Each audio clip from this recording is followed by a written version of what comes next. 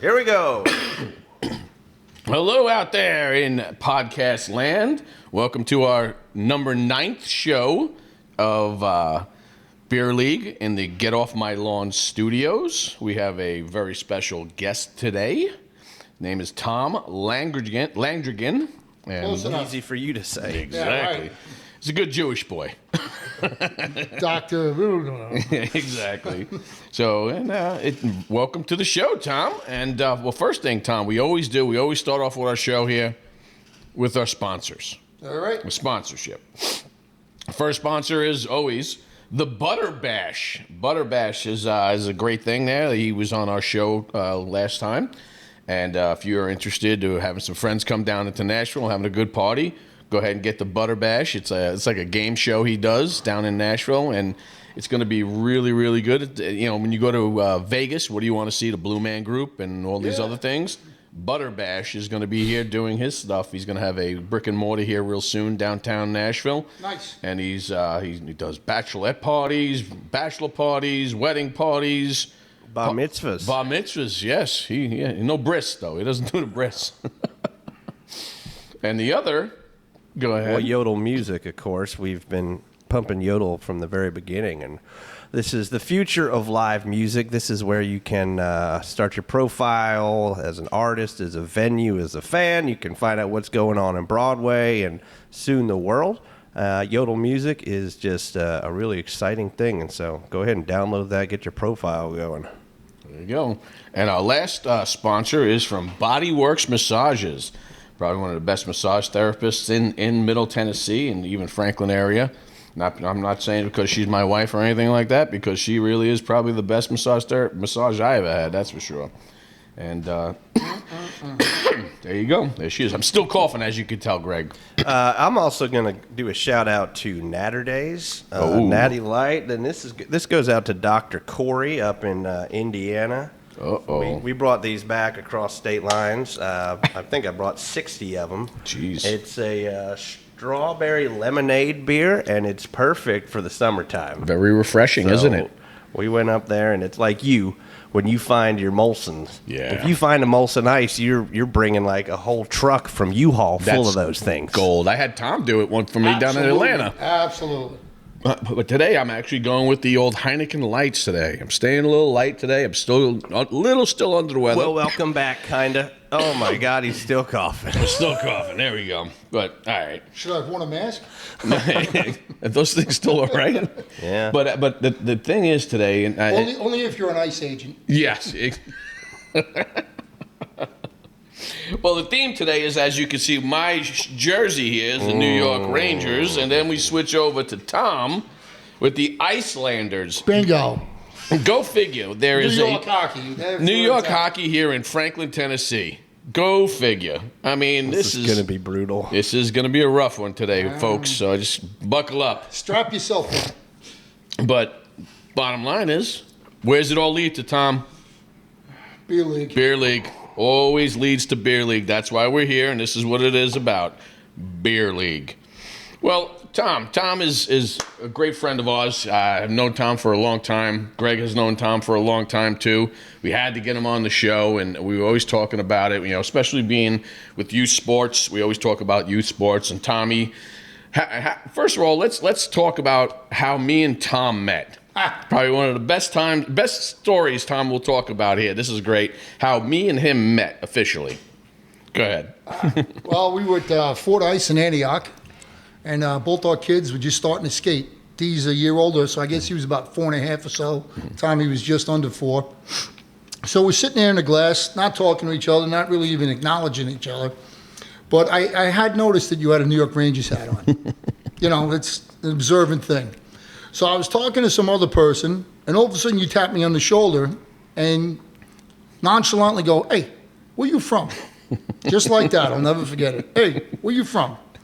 So I looked at your hat, I looked you in the eye, and I said, "You got to be shitting me. Wearing a hat like that, you're asking me where I'm from." And you were like, oh, okay. That's And it. pretty much, it's been fast friends ever since. Exactly. So, yeah. That's been. I mean, that's how cool it was. Just hearing him talk, and I'm like, wait a second, I had to come up to this guy. Yeah. I'm watching my kid fall down every 5 seconds, Me too. crying. And I'm like, Yep. this is fucking useless. They're all tangled up out there. Yeah. And I'm just waiting for But you're skates. from Long Island, Yeah. and you're a Rangers fan. Yes. I don't. How's that? See, that's He probably got it from his father. His father was probably a Ranger fan. my father was a Ranger fan. See, my Before the father Island. wasn't a hockey fan at all. My father told me when I was 9 years old, he goes, you could play any sport you want except ice hockey. And at that point, I really didn't like ice hockey. I'm like, all right, well, why is that though, Dad? And he's like, well, ice hockey's expensive and the schools don't pay for it. He goes, so you want to play football, baseball, anything else, but ice hockey's expensive. And I was like, okay. But the point is, I'm getting off track here, is a lot of people become fans based on what their father was. And I'm assuming your dad was a Ranger fan. Huge Ranger fan. So I became just a hockey fan right when the Islanders were starting to be good. Like the Rangers in the 70s, not so good. No. You know what? The Islanders were coming into their own. They had a lot of high draft choices. You know, Dennis Potvin, Mike Bossy, Brian Trottier. And they obviously they built a dynasty. They won 4 Stanley Cups in a row. And you So- forgot Billy Smith, one of the major part of that guy. That guy was Yeah, money. Smitty, without a doubt. Chico Resch the first year or two, and then he got bounced out of there. Rolly the goalie. Rolly Melanson, yeah, a couple other guys. Kenny Kelly Maury, Rudy. Ken Morrow. Ken Morrow. And Morrow. That's a charm life. Yeah, no, Right from geez. Olympic gold into 4 Stanley Cups in a row. Definitely. Oh, yeah. So, So what you said there, Greg, yes, my father was a Ranger fan. Yes, we always jumped on the train and went into the city. But it was always easier to go to Islander games because back in the day, they didn't sell out. No. I used to get $7 tickets to go there. College ID, we had $7 tickets. We'd go in there. We would hang out across the street at the Marriott, drink, and whoever the team they were playing stayed at the Marriott right across the street, and they walked right across. the referees were over there too. Everybody Yep, was over everybody. there. So we would sit over there hanging out, and we'd get autographs. One of the coolest days ever was me and my buddies were all hung out against the Washington Capitals. One of my buddies is a huge Ally Afraidy fan. He hung out with us for literally 2.5 hours just shooting the breeze. Coolest dude ever. Ally Afraidy, you're listening ever. You are the coolest guy ever. That he just said, and he just chain smoked. One after the other. And the guy, and he even said, he goes, yeah, they tell me I should stop smoking. He goes, until someone catches me, because he was always one of the fastest skaters too. But yeah, so when that happens is we go to more Islander games because it was just easy, cheaper, and everything. But if you're from New York, you're a Rangers fan, you're a Giants fan, you're a Knicks fan, and you're a Yankees fan. If you're an Islanders fan, you're an Islanders fan, you're a Mets fan, you're a Nets fan, Because they're and the Jets. they're the new teams. Pretty much, but they were They're on, on the up- east side. east side. There you Except go. the Nets. Where the Nets Brooklyn. Now they're back in Brooklyn. Yeah, but no one I really sent cares. you guys a video with it's how New Yorkers choose their sports teams. I looked at it, and there is some truth to it, but it's a little too far off. A lot of these teams, like the Islanders, there was a minor league team called the Ducks, right? And the Ducks used to play against the Nashville Flyers, the Dixie Flyers, way back when.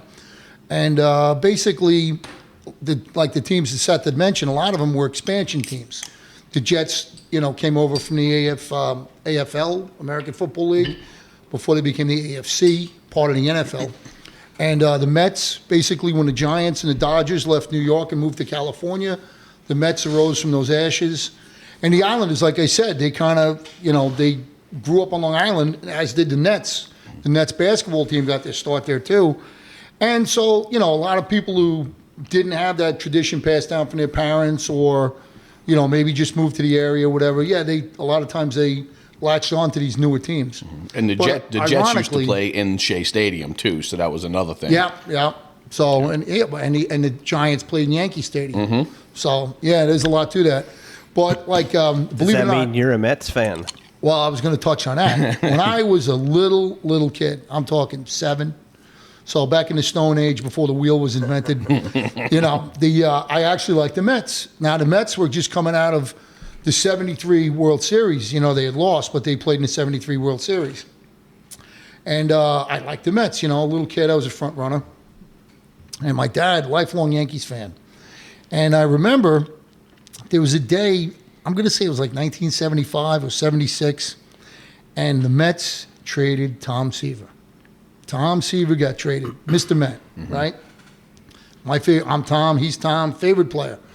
And I was heartbroken. As like a 9-year-old kid, I'm like, holy crap, they traded away Tom Seaver. How could they do this? So from that point on, Yankees. I went in with my dad. I remember my dad was sitting there. I go, Dad, I'm just telling you right now. I said, I am a Yankee fan. And he's like, well, what happened?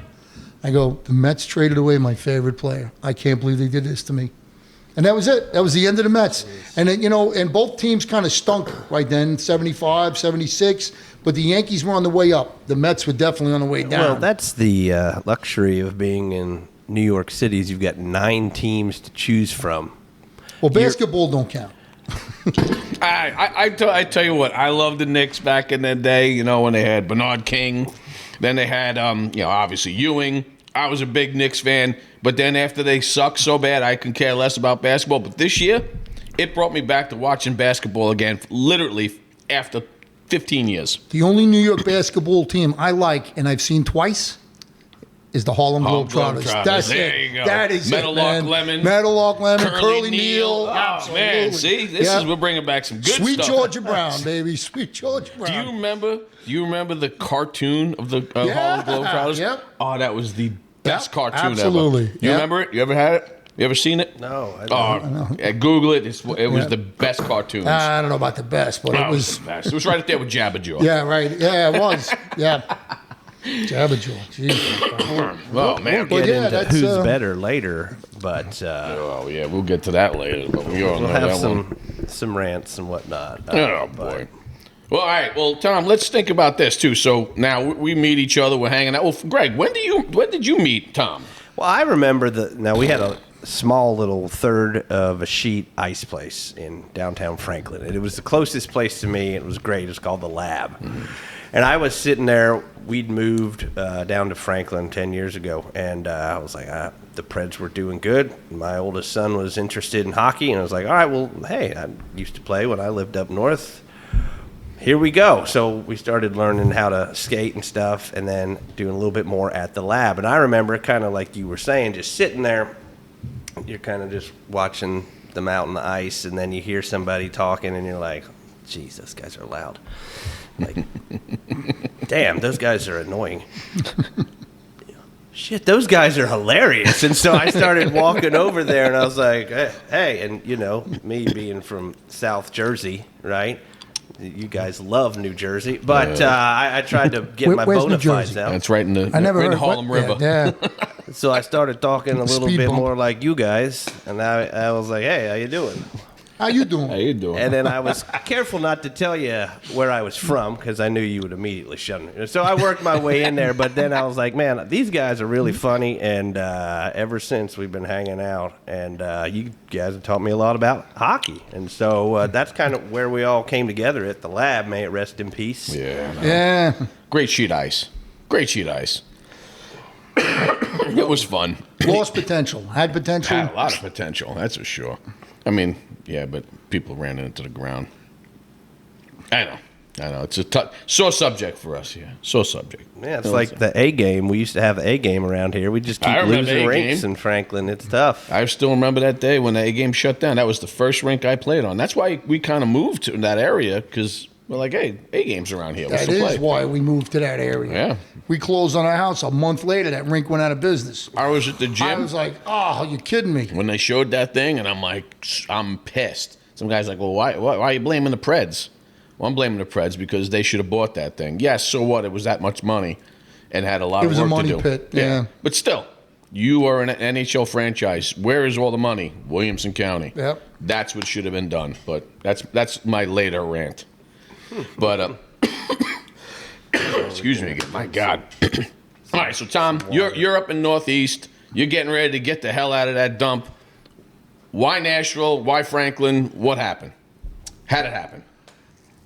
Truthfully, hockey is kind of at the root of that. Me and a bunch of friends had gone down to Nashville for a tournament. I believe it was at Centennial where your kid plays, which is nothing to speak of. No. But it my friends, after the games, my friends all wanted to go hang out at the pool or go to the honky tonks. And I said, you know what? I'm going to take the van and just drive around. I said, I don't know that much about Middle Tennessee other than, there was a lot of history here and country music. Two things that I happen to be, a big fan of. And I started driving around, and I wound up just driving through Franklin. And I remember I was coming down, I guess it was 96, right into the circle, and I see this Civil War soldier, Chip, sitting on top of this monument. And I go, wow. I think I found my home. I'm like, wow, this is fantastic. Tons of history, and I like the people, I like the neighborhood, and then I started finding out the finances behind it, and I'm like, that's it. And so I told my wife, I said, girlfriend at the time, and I said, I'm really liking Tennessee. I go, this might be the plan for the future. And lo and behold, it was. How did she feel about when you said that to her? She probably like, no. No, truthfully, she was willing to get out of there too, and she loved country music, and we came down and visited, and then she's like, "Yeah, this is a pretty nice area. I like this." Really? We were both pretty much done with Long Island by that point, so I think everybody, anybody that gets off of the island for more than a minute and opens their eyes, they're like, "What am I doing here? Yeah. Why am I still spending $20,000 a year just in property tax?" That's it, just in property. And then we'll add state income tax to that. Oh, my God. It's got to be literally $28,000, $30,000 more than the average guy even knows about in the rest of the country. It's ridiculous. I used to tell people we had 2 house payments. Yeah. 2 house payments. I mean, you had your house payment, and then you had your taxes. Yeah, you got to pay. And let's not forget the utilities. Oh, the utilities. They would double what they are here, too. Yep. The only thing that was best up there was the water. Water. And the garbage. But you paid for it. Yeah, no, in taxes. But, but still. You paid for it. Yeah. No, it was. Got the tax here. The garbage. The garbage. Yeah, see, we You don't. had garbage pickup twice a week. Yeah, but it was great. That, I got to be honest, is a lot better there than here. I just went to the dump today. Yeah, I get it. Yeah. And they were telling me the ladies watch me like a hawk. You can't throw that out here. I'm like, if I put it in the bag, we wouldn't even be having this conversation. A helium tank. Yeah, dead body, right, yeah. Some guy rolled up in a carpet. I don't know. She caught me. You got pieces. You got pieces of the guy. Yeah, no. Usually they watch you like a hawk. Oh yeah, no, it was a helium tank. No, we don't accept those anymore. I go, last time I was here, you said if I shot holes in it, it'd be okay. So that's what I did this morning. I shot holes in it.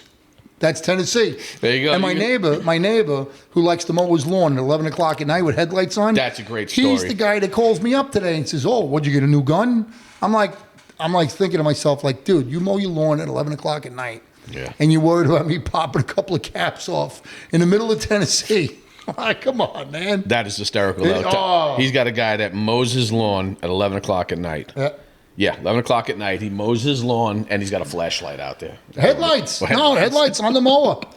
Yeah. Well, that's bizarre. That's Tennessee. You take the good with the bad, I guess. But we're glad you moved down here. Yeah, thank you. I am. I'm glad. I got a good friend here out of it, too. So that's the best thing about it, And thank God for that one day that I had to hear his voice. One less character in New York. That's There it. we go. Now, so Peggy was cool about coming down and everything, and then the kids. You had the kids now. Did you find it hard too when I had? I know when I had D, we had nobody. We had nobody. No, that was always the toughest thing, to try to have someone we trust to watch the kids. Very hard. We ended up getting a nanny. She was awesome, but it was just like, all right, we can't do this anymore. We gotta, and it sucked too. My mom. I mean, my mom come down to watch a kid, but her health started declining, and she's even worse right now, which really sucks. But yeah, that's what I was going to say. I mean, we still struggle with it a little bit because they're really not old enough to be left alone for more like an hour or so. Mm-hmm. So yeah, I get it. That's the toughest thing. I know, like today, I just left. I left D, because Tammy's coming home at 5 o'clock. So I'm like, you just go here. You have my other phone. You do whatever. You call me whenever. That's another thing. Hey, do you have your son have phones? Hell no. Okay, good. Because we're in that battle right now with the whole phone thing. We got Gizmo watches. Yeah, well, yeah. He calls Very me. limited, You're one of the people on the know. They call me. There's like 8 people they can call. That's it. They're plugged into their phone, and my wife tracks them. It's a tracking device. Yeah. So it works out pretty good. It's hard for them to abuse it. They can't play video games on it. So, and truthfully, I think they forget it on purpose sometimes because they don't want to be annoyed. But, you know, if we know we're going someplace and there's a chance like a fair or something like that, have you watch so that if you get lost, you can call us, or you go on a ride, we don't have to sit there and hold your hand. Yeah. So, yeah, it's pretty cool, the Gizmo watch. You know, it's a bridge. You know what I'm saying? Like when they're 11 now, I'll probably fight this as long as I can. 14, I'm figuring maybe. Yeah, I know. You know, 'Cause that's I'm it. sure they're like, Dad. I yeah. know. My son and his friends are. Look, I got my watch. I got my phone. I'm like, give me Yeah. that thing. I mean, it's bad enough I got him an iPad, and I'm like, you just go have fun with that thing. But let's see, Mom is texting me right now. Hang on a second. Well, we've got a landline, so we're super old school. You got a I've been landline. trying to get other people to do it, but I haven't had any success. But it allowed you to kind of leave them at home for a bit when you go to the store, and they Yeah. call if they need you. But the Yeah. cool thing is they know how to use a phone. They're always calling when we're out. They're like, hey, when you coming back? And so it's worked out pretty well. And I guess if you could figure out how to call landline with a watch, you know, they could do that. But you're just fighting a losing battle. I mean, eventually That's it's it. gonna You fight, happen. but you got to fight the battle. Yeah, I agree. I mean, too many people throw in. Like you see 7-year-olds with Yeah, phones, no. just playing computer like games for hours. just It's a pacifier. Like, Absolutely no reason to give them a smartphone. No. And I think we'll look back at the 2000 teens and the 20s and be like, kids with smartphones, it's just like giving them a pack of cigarettes. they have no Like, social skills. What No. are we thinking? Oh, we're getting off topic here, but yeah, Yeah. that's a Yeah. whole different podcast in That's a and whole of nother itself. one. You Yeah. know, and try Yeah. to teach these people how to talk on the damn phone. Yeah, socially moronic. That's what they are. It's tough. Oh man. But Let's get back to Tom over here. right. Well, let's go back. So, Tom, this is a podcast about a lot of youth sports and Youth sports. about going on. Everything ends in beer league. We've had the coaches' perspective of this. We've had the players, the dads, and everything on this one too. Well, you're unique. You're a unicorn. You're a dad of a kid kids playing youth sports, and also a dad of a daughter that's in gymnastics. So that's a whole nother angle right now, because that's a whole nother game. Oh, yeah. But to top it off, you were a referee for youth sports. Almost 40 years. 40 years. How did that start? Truthfully, Yeah. I started as a baseball umpire, Little League, when I was, I think, 14. I'm going to say 14. And I enjoyed it. You know, it was a good side gig. I remember I used to do it like one or two really good friends. We would do Little League baseball on the weekends. And then as I got out of high school, 19 years old, there really wasn't a lot of men's league at that point. It really hadn't caught on like it has now. And I wanted to stay involved with hockey. And one of the guidance counselors in my high school was a high school hockey referee. And guys used to, from the hockey team, I was on my high school hockey team. We used to go, thank you. We used to go and see this guy. His nickname was the Boomer, Carl Bloomberg. I'd like to give him a shout out if he's still alive. I don't know. Great guy. But, you know, Boomer would say, hey, you know what? Come on, a ref. And I remember when I was playing high school, there were these two guys who I'm not going to name, but they were absolutely the pits. These guys, honestly, they stole the thunder right out of the game. When you come out of the locker room, you'd see one of these guys on the ice, or both of them, and you were like, ah. You know. So I said to myself, literally at 18 years old, 19 years old, I go, you know, put up or shut up, right? I got to be able to do better than these guys. Mm-hmm. So I totally embraced officiating ice hockey on top of Little League baseball when I was 19 years old. And by the time I was about 24, 25, out of college, I had given up baseball and totally embraced ice hockey as an official. You know, I played some college club hockey when I went to school upstate New York, and I reffed through there too, but I kept it up. And then when I got out of college, I really started getting into refereeing hockey. I did upper levels of youth hockey, junior hockey, some college. Used to ref the Islanders Mini camps, right? mini Stuff like camps. that. I'd ref the mini camps. I went to Lake Placid 3-4 times for referees camps, and you know, eventually it segued into that. I became a teacher. I started teaching new referees, younger referees. You know, I was on the staff, and there was a point in time through the 90s that I literally was the assigner for all travel hockey league in the metropolitan New York area. You know, there was like one or two guys who were like assistants to me, but I was the head guy. I decided who was going to do juniors. I decided, who was going to go places. I had contacts up in New England, and it was great. How many refs? How many people were in that list, that pool? I probably had about 65 to 70. I mean, there were probably like 200 registered referees on Long Island, but a lot of them were like kids, just starting out, and they would work the rec leagues. And a lot of people, a lot of guys were men, and they were doing the men's league. And I didn't really deal with that for like the first 10 or 15 years of my officiating career because I took it too seriously. Men's league hockey, a.k.a. beer league, is supposed to be fun, but it's not going anywhere. It's a dead end like it's supposed to be. It's recreational men's league hockey. Although some people take it way more serious than that. Like the B League here. Right. Well, right. B League we could touch on later on. Yeah. And I'm not looking to blow anybody up, but, I will. I'm retired. But like I said, I had a chance. Like I went to school upstate, and I was told my senior year in college that if I stayed up there in central New York, that pretty much I was going to be offered a chance to go to AHL linesman's camp and work collegiate hockey. And I said, well, I'm not sticking around here. I'm leaving. I'm done. I'm going back to, Long Island. Life. You're going to go back to I'm going back to life. I'm going back to life. Although I hated giving it up.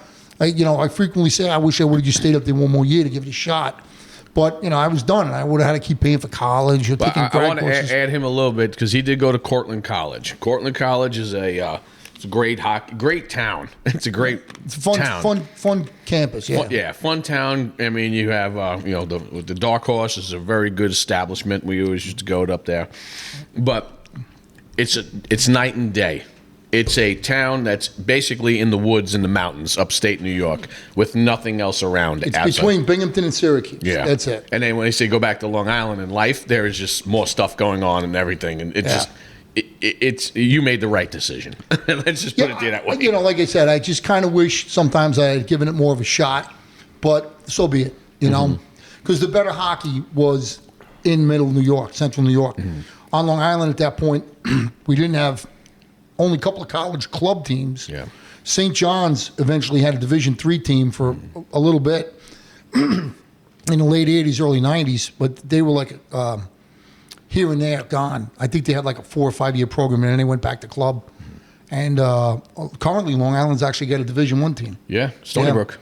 Well, LIU, yeah, I think it's LIU too. Stony Brook too is. I think Stony Brook is. Stony Brook is ACHA, I think Division I club, but LIU is a Division I independent program.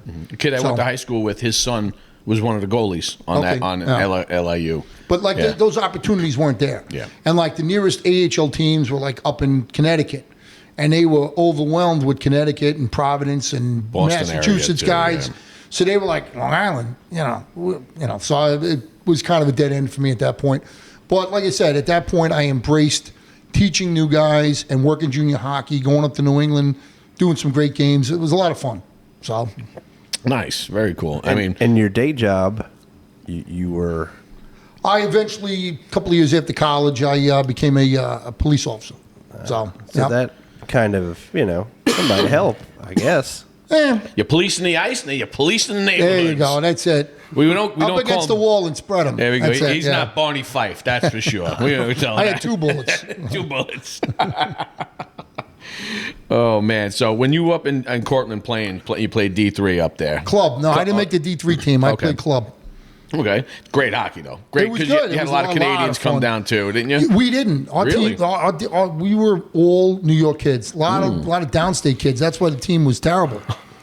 We would play Oswego and Plattsburgh, and you would look their whole roster. Oh yeah, Plattsburgh. 75% Canadians. All Canadians. Because Plattsburgh was right there, and they would come right down from Montreal and play. And Plattsburgh was one of the top. I remember the best player on the D3 team was a kid from Connecticut. Really? So we didn't have any Canadians. Really? No, not when I was there. Well, I know I got a couple friends of mine that were the president of Beta House, and the couple buddies of mine that played in the football team up in Cortland. Yeah, Beta was the football frat. Yep. That was always the fun thing. So now, when you were down in Long Island, you reffing, you started doing it. Now, I'm going to throw 2 names at you right now that I know, and it's funny because I vaguely remember, but I'm almost 99% sure that Tom did ref me when I was in men's beer league hockey up in Long Island. Yeah, that's for the sure. Tomcats. I remember repping those Yep, guys. the so, yeah. Tomcats, and we were in I was in Mike Governera's league. Yeah, I didn't do that league too much. He didn't back the referees. Well, he didn't bag anybody. He was all. yeah, he was money, and I think he got thrown in jail, right? I don't know, maybe. I think he did. He Like I embezzled. said, I didn't pay too much attention to him. So And then you had my guy that I always love, Midnight Hockey Tom Lynn. Lynn was all right, but again, his games were like crazy times. Yeah. I mean, midnight hockey. Those games literally were at midnight. Well, that's what it was when we played. I remember playing midnight hockey, staying up, showering, and going right to work next. And like at 5 those o'clock. games God. started, Greg. If you can believe this, they started Yeah. at 11:15. If the game started at 11:30, as the referee, you get an extra $5. Hey. That was it. Yeah. But I mean, still, at that point, you're like, holy cow, the game's supposed to start at 11:15. For some reason, something happens. It goes to 11:30. You're not getting off the ice. Like here, they do an hour and 15-minute ice slots. Back in New York, it was always an hour and a half. Hour and a half ice. You were on the ice for an hour and a half. So if that started at 11:30, you were getting off the ice at like 2-3 minutes to 1 o'clock in the morning. And you're breaking up many fights? People Fair getting share. Sauced? Fair share. So Any crazy stories that you were on the ice and just it got out of hand? Not with a fan throwing stuff at you. No, there's a variety of things that I recall from refereeing. I mean, I remember I was doing like a low-level game, and a guy got kicked in the leg, and he didn't have shin guards on. Who knew? He's playing without shin guards. Cut right to the bone. Oh, my God. Yeah, you could see his shin was just laid wide open. A bone is so white, it's unbelievable. Oh, I know. Yeah, really white. And then another time, I was doing the Industrial League, which was a really fun, cool men's league. It was ex-NHL guys played in it. Gary Howard, Okay. Wayne Merrick. These guys played in this league after the Islanders. Mm-hmm. And it was full contact, two-line pass, touch icing, the whole 9 yards. It was pro rules. And I was doing a game there, and this guy, I was lining at that time, and there was a tangle in front of the net. I mean, you guys know, fighting it out, nothing crazy.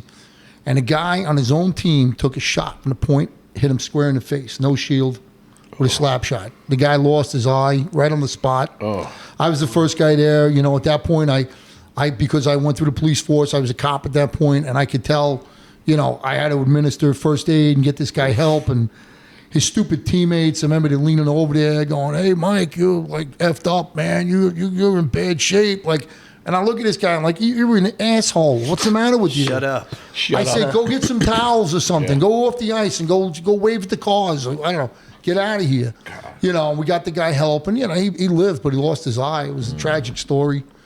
And then I don't know. Luckily, that was the most serious injury I ever saw. I never saw anybody like. No crippled. cuts, necks, or anything like that? Nothing that bad. I just missed a couple of events, but, not like that. And, saw some things where guys got hurt during play. One guy's thumb broken because the guy slashed him. And, seen guys get cross-checked in the face, which is crazy. And, and this is youth hockey. Those two plays were youth hockey. Cross-checked in And the they face. didn't have masks back then. Cages, No, right? he did. He had a cage. Okay. Yeah, all right. we had cages. We had the old bird cage. The we used to bird call cage, it. yeah. Like the cat's eyes. Yeah, it didn't have as much. So if you cross-check the guy, it would bend because it wasn't as much grid. It wasn't as much metal in the face. So, yeah, we had stuff like that. And Well, how often were you breaking up fights, and how do you approach when it's time to step in? Well, we used to. I'll go back to this. I'll go backwards again. Like I said, at a point in time, I became a teacher as well as the official and as well as the assigner. And we used to rent ice, or not rent ice. It was actually given it to us by the county of Nassau. I would get 1 hour of ice a year, and I would hold something called, I would hold it, not USA Hockey, I would hold it, called the Advanced Linesman Seminar. And literally what we would do on the ice is we would teach these guys how to call offsides pass, which is a two-line pass, touch icing, how to break up fights was very much a part of this, how to break up fights, just all the different things that a linesman would deal with, which USA Hockey then and still kind of just glosses over. Oh, yeah, here, read the rule book and have at it. So we would have, and I would have guys calling me up out of the woodwork, "Oh, I want to go. And we would only have about 25 or 30 guys do this. And we would teach them how to break up a fight. There's a system to do it. Like, you don't yoke the guy from behind. I knew a guy that yoked the guy from behind. The guy turned around and broke his nose. He literally just smashed his helmet back into his face. And the referee, again, I'm not naming names, he was a good guy, nice guy, but he just did this all wrong. And when the guy whipped his head back and broke his nose, he's like, oh, he did it on purpose. And I'm like, he didn't know you were a referee, man. You yoked the guy from behind. They don't teach us that. You're supposed to go in together and grab the guys around the arms and literally squeeze their arms together like this. And if you could see, like, the guys be fighting like this, eventually his elbows will come together and you're not throwing punches anymore. And that's how, if you watch in the NHL, that's how they do it. They'll come over the top and they'll bring their arms together, the linesmen will bring their arms together, and you'll squeeze the guy's stuff. Now, if there was a case where a guy was getting hammered, your partner was nowhere to be found, he was busy putting the guy in a box, whatever it was, at that point, you would sacrifice yourself. Again, this was something you were taught. You would jump on top of the guy who was losing, and you would take his head and you would bury it into your chest and just cover his head so that the guy wanting to throw punches can't throw punches anymore unless he's hitting you. And usually that would stop. They would stop. Like, I got you, that's it. And the other guy he knew he won the fight and he'd be done with it. Yeah. So then that was it, But they don't teach that anymore today. The guys don't know how to do it. And that could be a part of the problem why the wheels are off in men's league hockey. Well, that's good. That's a good segue from one of the questions I had for you. Why do you feel or know there's a massive shortage on referees across the country? Not just hockey. It's all sports. Yeah, it's all basketball. Sports. And then that could lead to a segue of to what Greg has here on TV. A little segment that we've seen before too. So go ahead. There's so many different reasons I could touch on it. The money. Back in the late, I'm going to say maybe the 90s, the mid-90s, you used to referee any sports. It was just a side gig. We used to get an envelope from the coaches. You'd get 2 refs. I'd see the home coach. You'd see the away coach. You get an envelope, cash. Or if you did the high school league, you would go into the office and there'd be a check with your name on it. You didn't deal with taxes. Somewhere along the line, the government decided, well, we're going to tax that. I'm like, well, now you got to write things off. It becomes a 1099 position for the most part. Although over here they use it as a W-2, which you can't write off anything. So you just take a beating on your taxes. So your net gain went down. So if you're looking to make a couple of bucks, your net gain went down. Uncle Sam's got his hand in your pocket. Another thing is, societal. I don't think the kids today want to work. They don't want to do any extra stuff. They all just want to stay home and play on their computer games. When I was a kid, and probably you guys too when you were kids, hey, go get a job, go do something. Through college, I had friends of mine that were working at a sandwich shop. I was reffing, pee-wee hockey games, high school hockey games. I loved it. It was a blast. I'm out there in the action. I used to tell people, hey, I'm getting paid to have the best seat at the game. Yeah. I'm part of the action. It was great. So, that was my work ethic. I'm like, man, this is fantastic. I'm part of this. I like this a lot. And I just grew with it. So today, I don't think the kids are as much into it. For whatever reason, I can't touch on that. And then I think another big thing is, accountability. And the referees are held accountable, which they should be. If a guy's inept or he shows up as a drunk or, he doesn't belong out there, he's held accountable. But the coaches, the players, the parents, they're not held to the same standard. The level of abuse that's handed out to officials is, it's so detrimental to the game. And again, that's any game. That's any sport. Well, I definitely see it as a coach. I see it with some of these parents beating on an umpire, beating up, just ridiculing, yelling at them. What the hell is that? And it's weird. We were talking a little bit about this too. Like, who's worse? Who's worse? What parents are worse? Baseball parents or hockey parents? Because that's where I'm at. And I got to be honest, my wife nailed it. She really did. She nailed it. Greatest line ever, she says. She goes, you know what? I think because, we were at baseball tournaments and we see everything. We were down in Florida. We almost saw 3 fights. But she nailed it. Hockey is an elitist sport. We all know that. We're an elitist sport, and our kids, it's so much money that we're kind of like want to see results. Yeah. As we're doing all these camps and these other things, it's very expensive. But baseball, again, it's a sport that we're doing all the camps, pitching camps, hitting camps, baseball, catching camps.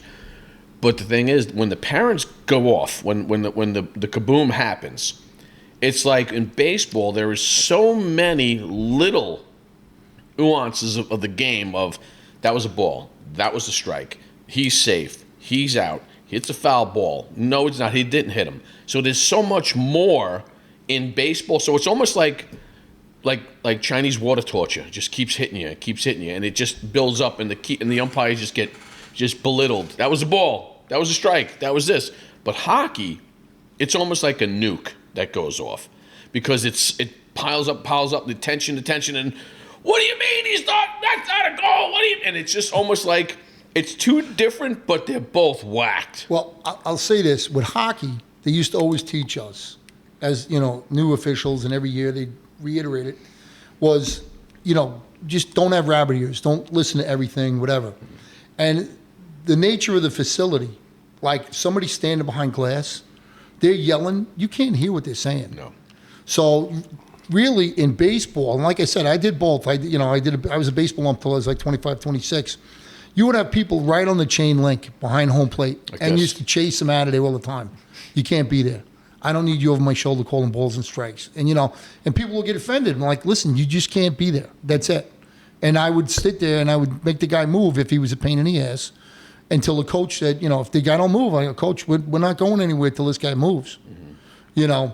But hockey, again, you're taught not to look at the people, but you would just see like somebody crazy behind glass, and they'd be like this. Yeah. You're looking at it like a blowfish in a fish tank.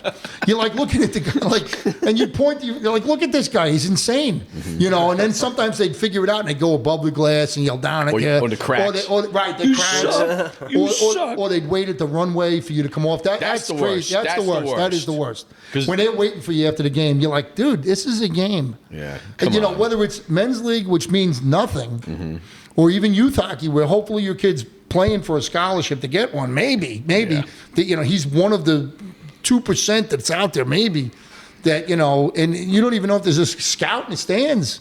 And there's no scouts there. 90% of the time there is no scouts there. There's no scouts. You go to a Pee Wee game here. The Preds are playing the Flyers at Bellevue at 6 a.m. It's a 10U game. Yeah, there's not a chance that somebody from Wisconsin or Notre Dame is at that game. Not a chance in the world. Nope. But the parents are insane. It's like, listen, they are. They're insane. It really and some of the coaches are just bad. And coaches are terrible, and I want to say travel. It's gotten to a point where it's gotten. I'm telling you, it's not even just travel. Yeah, it's house true. league, because now you got a guy. Your kid just started playing, and you're going to be the coach. Yeah. House league, and I will give a shout out to James Perkins and Zach. Yeah. Right. That they do a pretty good job weaning these crazy people out. Yeah. Keeping a lid on these people. They do a good job. And we know a couple. Zach Jackson. We know a couple. Right. I'm just saying they do a pretty good job keeping a lid on these guys. And, but they have no control over when a team comes from Atlanta. Yeah. They're notorious. Yeah. The Atlanta guys are notorious. Yeah. Like Huntsville, Knoxville, St. Louis. I usually don't see too much. Guy may be pissed to lose his cool for a minute. His player got hit with a hard hit or the referee missed something. Hey, ref, open your eyes. I get it. You know what? That's fair. I missed it. I'm sorry. It's fair. You know what? But if you're going to pound me about the blue line from the second period, and it's 2 minutes to go in the third, and you're still worrying about that blue line call, like, listen, coach, man, you need to get some sleep. You got to. I don't know what's the matter. You're out of your mind. Something's going on here. Well, last year I remember watching a tournament, and Steve Wood was in the tournament. And we were watching one of the games, and he's like, "Dude, you go on Live Barn and listen. What happened?" I said, "What happened?" He goes, "There was a fight outside the rink." So this was funny, not funny, but it was terrible. 10U. It was a 10U team from California. Kid gets thrown out of the game, and watching the game, he was vicious, cross-checking. So they bumped him. People, obviously, the tensions are high, going after the ref. Right, coaches. It's the ref's fault that this guy's blowing people up. So it's one team, Team A, Team B, whatever it is, getting out of control, and you just see another kid kick a kid in the corner. They throw him out, and as it goes by, the kid that got thrown out before is sitting there on the rink like this, watching, and he looks over at a mom, and he runs up and he punches a 10-year-old kid, punched a mother, and some guy grabbed him and whipped him down. But again, I'm like, this has gotten out of hand because, Where did the 10-year-old kid get it from? Exactly. Where'd he get it it from? from? His Absolutely. parents and the Right. organization allowed it. The coach, the head coach allowed it. You know, and it's nuts. But even if it's a one-off, like the coach has never dealt with that before with this kid, mom and dad have that monster at home with them all the time. Bingo. So And, that's somehow, without some a way, doubt. that kid Yep. became this. But I'm going to do on the flip side with referees and umpires. There is umpires and referees that walk around that have swinging dicks and thinking who the hell they are. They have not gotten any.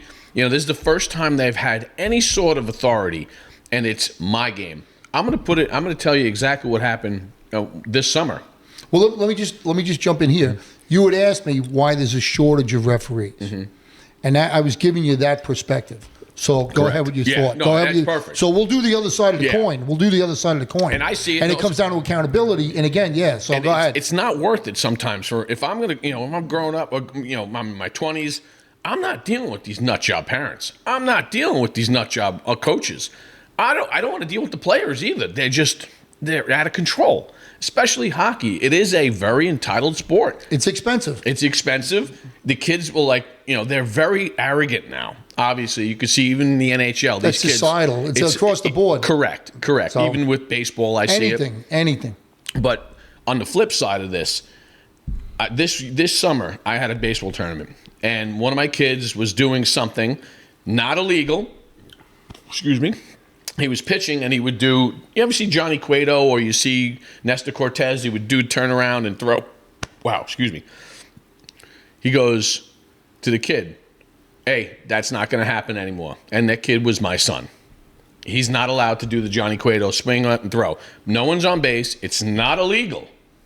So I walked up to him because I was, calling for the sign for my son to do it. He goes, "He won't let me."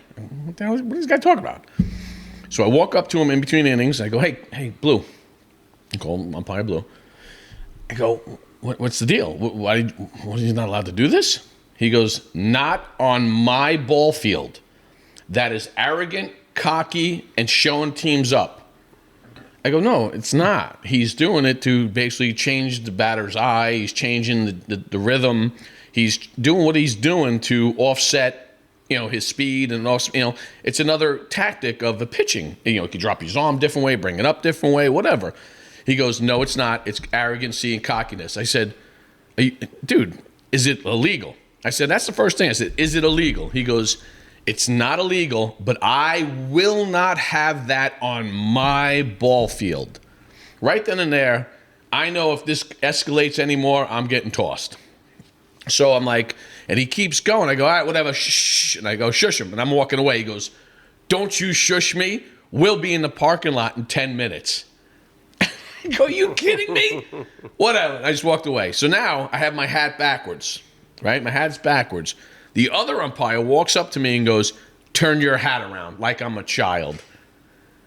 This is my point, and this is exactly why I retired from coaching. Honestly, old me would have been like, fuck you, I'm out of here. But knowing that I have all the parents, I'm controlling these kids, I want to be a good person, and I'm like, you got to eat crow. You got to eat crow.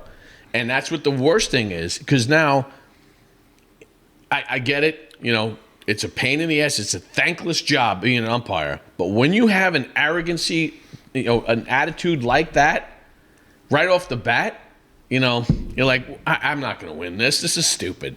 But that's what I'm saying, too. You have also umpires and referees that if you fought wrong or do anything wrong, you're out. I said so. Get the hell out of here. We can be our own worst enemies. Yeah. There's no doubt. I've seen it. USA Hockey, about, I'm going to say 15 years ago, maybe more, instituted something called zero tolerance. Right, Greg, you familiar with this at all? Yeah. Right, the zero tolerance rule where, basically, you say anything, to another player or whatever, boom, you're penalized and or thrown out of the game. And when I came out, I was like, and I'm still somewhat against it. And I get there's rules. There's the 601, which covers unsportsmanlike conduct, misconducts, game misconducts, and then supplemental discipline and max penalty or gross misconduct, whatever it was. And you would follow that structure depending on whatever the level of the abuse was. But you got to have, again, it's a game. I don't care what level it is, even at the pro level. All right? Respect each other. It's a game. So if some guy's got a quirky thing, a quip for you or something like that, especially at the men's league or the junior level, unless it's personal or he's making it loud enough where he's blowing me up, I'm like, all right, don't make it personal. I don't need to institute zero tolerance. You want to say something stupid? I'll say something stupid back. Like I had a guy 5 or 6 years ago, I was doing a men's league game over at Antioch, and the guy started really talking crap to me. And I remember I said, I could have went zero tolerance, could have sat the guy out for 10 minutes, right? I could have thrown the guy out. And I looked him in the eye, I said, you know what? I go, maybe I'm not the best referee out here. You're right. I go, but it's Tuesday night in Nashville. And I said, the only thing that's lower than this is playing in the Mexican League. And the guy looked at me. His whole team erupted. They loved it. They laughed. He was toothless. It was like taking the teeth from the bumble. You know what I'm saying? The guy was toothless, and he's like going, and that was it. I didn't need zero tolerance. You know what? I kept it, and that was it. Done. But I've had guys that did stupid shit. I had one guy doing an industrial league way back when. I was a linesman. I'm breaking up a fight. And again, you get between the two players, and sometimes you inadvertently get hit. Could be an elbow, could be a fist, could be it was an accident. So I remember I was breaking up a fight, and this guy drills me in the face. And, to use 4-letter words, he looked at me and says, and you know what? And fuck you too. And he hit me again, square in the face. As a ref. As a ref, as a linesman, right? So, and I remember it was a men's league game. And we were near the boards, and my linesman partner was over here. The referee's like, I got it. I grabbed the guy under the shorts, the hockey shorts, if you know what the equipment looks like. And not that I'm the biggest or strongest guy in the world, but I guess the adrenaline kicked in or whatever. I threw the guy over my shoulder, over the boards, and I started climbing after the guy. I was going right over the boards. I was going to take him out on his own bench. And the guys, I don't know who grabbed me. Maybe it was my partner or the other players. They're like, no, we got it. So, yeah, zero tolerance for that guy? Absolutely. Yeah. Absolutely. Yeah. He wound up getting a year's suspension. Good. And he was begging me at the hearing, like, oh, I didn't mean it. I go, when you said, and fuck you too, you didn't mean that, right? Yeah. When you threw the second punch? Yeah. And he looked at me with a dumb look on his face, glazed chocolate donut. And I said, I go, now, listen, man, this is a game. This is supposed to be fun. You took it to the other level, not me. Yeah. But like I said, getting back to the referees being their own, or the umpires being their own worst enemy, you're right. It's a game. Yeah. It's supposed to be fun. You know what? If kids are out there being a little cocky, let them be a little cocky unless it's getting stupid. Yeah. And you know what a stupid game is, correct, no matter what penalties you call. And again, what I would do, and I would tell the coaches or the captains based on the level, as I would ref, I said, listen, I haven't called the penalties all period. It's not working. I go, so next period, anybody that gets a penalty that's retarded, like for extra violence or something else, I'm throwing 10 minutes on top of it right away. And I go, and if it still don't work, then we're going to dance to the locker room. Then I'm going to start giving out fives in games. I'm just going to get rid of it. So pretty soon it's going to be me, my two partners out here, and the two coaches with no benches. Everybody's going to be in the locker room.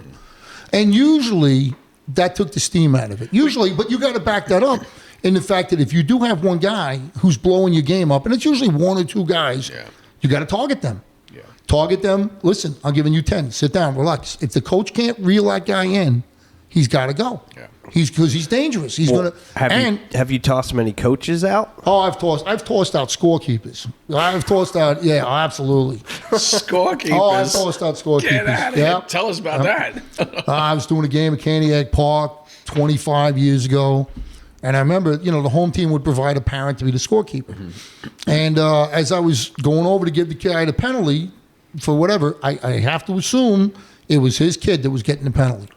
He's leaning out the window, yelling at me, that's bullshit, like blowing me up. I'm looking at this guy like this, like going, holy crap. Right? I said, are you serious? Yeah. I turn around. I went right to the home coach. I go, he's done. Give me another parent up here. The coach was like, you're throwing out my scorekeeper? I go, look at the guy. I go, absolutely. He's done. He's out. So I got rid of him, and I've gotten rid of other scorekeepers too. Kelberg got a 2-minute penalty.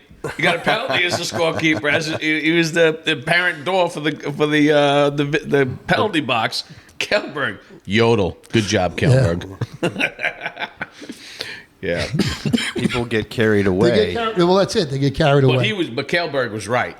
Kelberg was right, and that That guy didn't know what he was doing. That's That- exactly- he was totally incompetent, just so wrong. And Kelberg was not raising a fuss. No, just he was said- calm, cool, and he said, collective. "You have no idea what you're doing, do you?" He was like, "Oh!" And so the goalie, with the backup goalie, somehow the box is already full. I mean, we had like 4 people in the box, and we sent over a backup goalie. But I think to both of the points, like you're getting lower quality refs because there's so much abuse. And then you have sometimes there's like a psycho ref, right? Everyone's in 100 refs, you're going to have somebody that's got their own issues going on, and they're taking it out on the field or the ice.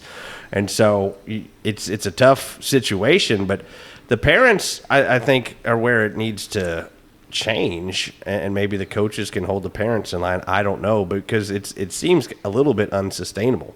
I mean, we're talking about this guy out in Seattle.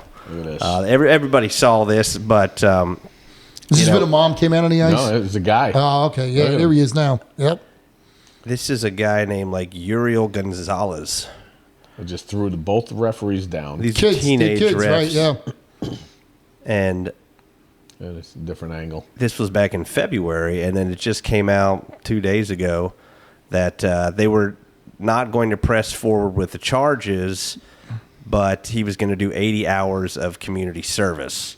And I guess he had to pay $1,500 to each of these teenagers for restitution.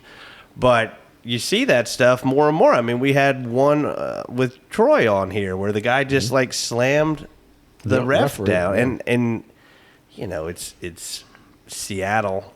They're not the hardest on crime out there, but I think you got to make examples of these people Absolutely. because we never saw this back in the day. I mean, parents, you don't people know knew how because to act. We didn't have video cameras either. Right. too. It No, that's wasn't as advertised. Like Massachusetts, years ago, they had the 2 parents got in a fight, and the one guy was huge, and the other guy was much smaller, and he killed him. He killed the guy. He kept pounding his head on the cement until he killed him. Jesus That was in Massachusetts, probably 25 years ago. And, Massachusetts seems to have crazy people. Like they've always had issues up there, but they try to address them. I give Mass credit for that. They try to address it, but there's so much hockey in such a small area that you're going to get more and more of these stories. Like, there's more hockey in Massachusetts than there is all of Southeast United States. Yeah.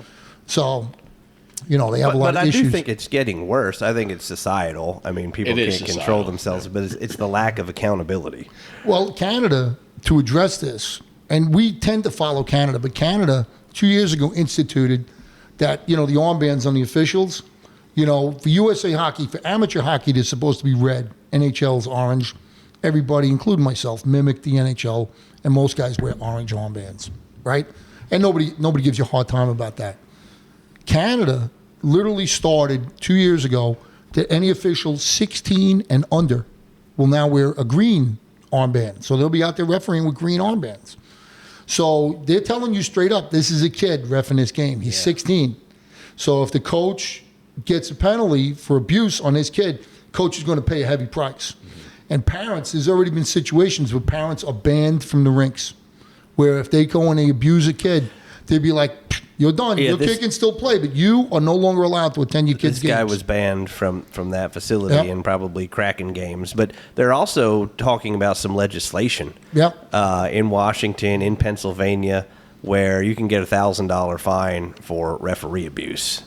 Now, the standard there gotta can be be touchy. difficult because when you don't say, I'm not going to do zero tolerance here, you're getting into some gray area, but it seems like something has to be done. With these extreme examples, I don't know if legislation is the way or just common sense and coaches holding the parents accountable for their kids because, it's probably starting at home, right? But the organizations have to step up and do it. I think if we open this Pandora's box of $1,000 fine here and there, it's really going to be bad for everybody. The rules are on the books. You know what I'm saying? They keep passing new laws. They all feel good. You know what I'm saying? If I high stick you, we'll stay with hockey. It's easy for me to talk about that. If I high stick you during play and you get cut, it's a major penalty, game misconduct. I'm out. If I tee off on you from behind with a baseball swing and hit you in the head, that's not in the rule book. That's an assault. That's assault, brother. That's assault, and that's a felony assault. And that's the way it has to be addressed. Like the referee is told to, assess the penalty and write up. You always have to do a game report, but that has to be addressed through the legal system. Same thing. The game is over. The referee is off the ice. If he's challenged in the runway by somebody and it gets physical, again, that's not part of the game. The game's over. So if somebody's pushing the referee or taking a swing at him, the police need to be notified. That is an assault. And that's what, as far as zero tolerance and all this other stuff, like, listen, and it needs to be pressed forward. And the leagues are reluctant for some reason. For some reason, and it always boils down to dollars and cents. Oh, if we throw out this parent, he's going to take his money and go elsewhere.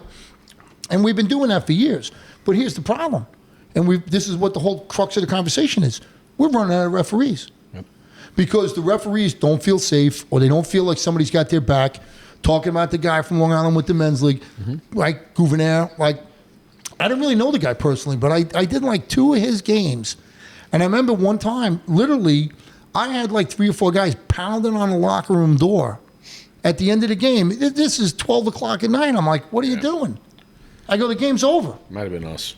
It could have been. God knows. I knew one of the games that I played in, I actually I was goalie, and I'm skating around, and there was a little scuffle down the other end, and I'm skating down, and it was the second period, and I'm skating, like, something's going down, and all of a sudden the other bench goes, "What are you doing down here? What do you think you're doing? What are you going to go down there?" All of a sudden, I just did a loop and full board dove into the other team's bench, and right out of slap shot. It was great. I mean, but it was. Again, I'm in my 20s. I'm full testosterone up. Well, now we're getting in the B League. And we're in B League, and we don't care. B League. Yeah, exactly. You're getting in B League, and that's exactly what it was, and we didn't care. Nope. We didn't. We had jobs, but you we're don't 20. have a real job or whatever. You can miss work tomorrow. Exactly. I'll get another job next week, whatever. Yeah, that's it. But as long I got to score that goal today. What's the difference between the A League and the B League? Big difference. Big difference. I mean, A League is like people that really have some skill. Is an A League player anywhere, and that's what it comes down to. When I first moved down here, I'm like, I'm gonna play hockey and everything. A League, I played A League, I played B, I played C, and I'm like, okay, A League here is still an A League anywhere because they're top players. B League here, it's gotten better over the years, but B League here was almost like a C up in the Northeast, a C division. There were some good players in there. They could have played there, yeah. But the difference is these B League players down here, they still think they're going 1,000. Like I would got to get that goal. I got to score. I gotta be a physicality. I have a friend of mine, and we're gonna try to get him on the show too. Brian Bailey, shout out to this. We're playing a game one day, and he skates up to me, and he's on my team, and he goes, "Do you fucking believe this guy?" I'm like, "What?" He goes, "I'm about to, take the draw," and the guy looks at me and goes, "Hey, you want to go?" He goes, "Go where?" Because you want to go drop the gloves. He goes, "No, I'm not drop. No, stop it. Just stop." Bailey is, he's a great guy. Brian's a good guy. Fun, but it was Bailey. He goes, his history, there's no doubt. There's no doubt. And he's just like, what the fuck is wrong with people? I remember playing in a B League game, and a guy's coming down on one-on-one. I'm playing goalie. He goes like this. He takes it, flips the puck up over the defenseman, and I just come out and skate and catch it. Like he just tries to do goofy moves. I go, what are you doing? What is wrong with you? Everybody try in the B League. It's the try hard league. Let's really try hard. In my opinion, as a guy who worked all of these various leagues, A League are usually guys who've played decent college hockey. A lot of guys who are pros. Yeah. A lot of guys here. A couple of ex-Preds playing in the A League here. It's fun and there's a respect. Yep. That's the key. Not that they're not trying hard, but they'll make a move, and if it doesn't work out, they'll give up on it. A B League guy, in my opinion, tends to be early 30s and younger. He's only a couple of years removed from college hockey, and most of these guys played college club probably, somewhere, not great hockey, but decent hockey. Yeah. And here's a guy 25 years old, full of piss and vinegar, and he's got to score. They got to win this game. They cannot go out drinking or bring their girlfriend to a bar if they lose this game tonight. And they're pissed. And they don't give up. And the injuries for everybody, even the officials, you get run over. They will run you over to get to a puck. It's like, dude, I go, it's 10 o'clock at night. What? Everyone's got work to do. Right. I got to be someplace at 6:30 in the morning. What are you doing? And they don't give it up. And like D-League hockey is kind of got that mentality without the skill. Yeah. Because these guys, again, a lot of young guys who never played any hockey, bought their equipment, last month, 6 months ago, and they're out there trying. And the majority of them, overwhelming, are just there to have fun. And this is what hockey's like. But you'll get one or two guys on each team like, dude, and I would see these guys and they would hit the wall at like 50 miles an hour. And I'd skate up to the guy, like, you okay? You okay? Greg played D-League. That's all right. No, I thought about it, but I was like, I'm not staying up that late. Well, That's exactly I right. would go over to these guys and I'd be like, holy cow, man, are you all right? The guy tried so hard. And he's like, yeah, I'm okay. I'm like, wow, thank God the boards are there, man. You'd be in the parking lot otherwise, And the guy's like, what? I'm like, take it easy. Don't I used to tell these guys all the time. Hurt yourself or somebody else. Overskate your ability. Well, that's the thing Don't is get too. yourself going 100 miles an hour with no brakes. And you got no brakes. The arms Right. and the stick No goes brakes. everywhere. And there's a skate that comes up, cutting people. The only way they can stop is either the boards or another player. Yeah. And they tell you straight up, and I'd be like, listen, every once in a while, you'll see a crazy collision, and the other team would be frantic. I'd be like, listen, he just was out of control. He's got, whatever. I'm going to talk to him because he gets one of those. And if he has a history, he gets none. Like if I know the guy. But like if you're going to keep crashing into people because you can't stop, you can't play this game. You're going to hurt somebody. Yeah. You're going to hurt somebody. Have a tib fib out there. Oh yeah, absolutely. Which league has the most fights? How about that?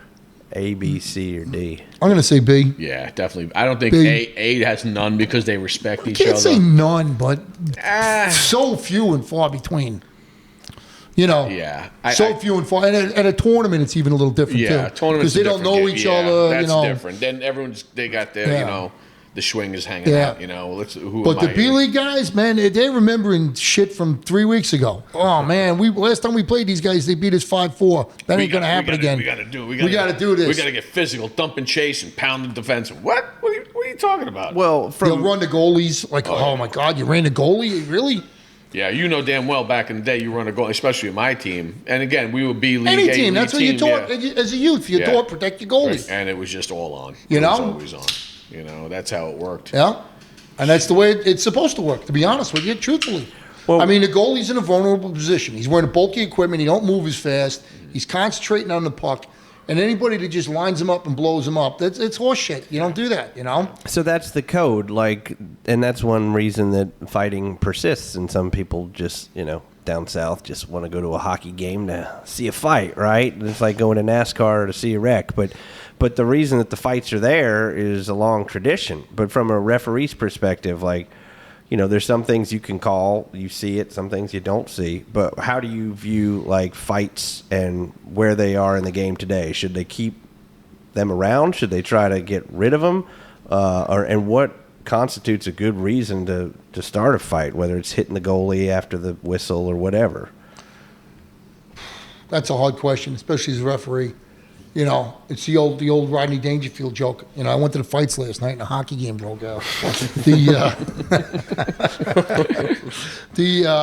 Truthfully, I mean, you got to stick up for your players. If the referee missed it, he's incompetent, whatever. You're supposed to let the game fall within the parameter of the rules.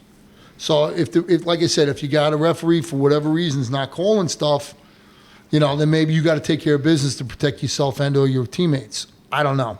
I'm not condoning that, but it's what happens sometimes.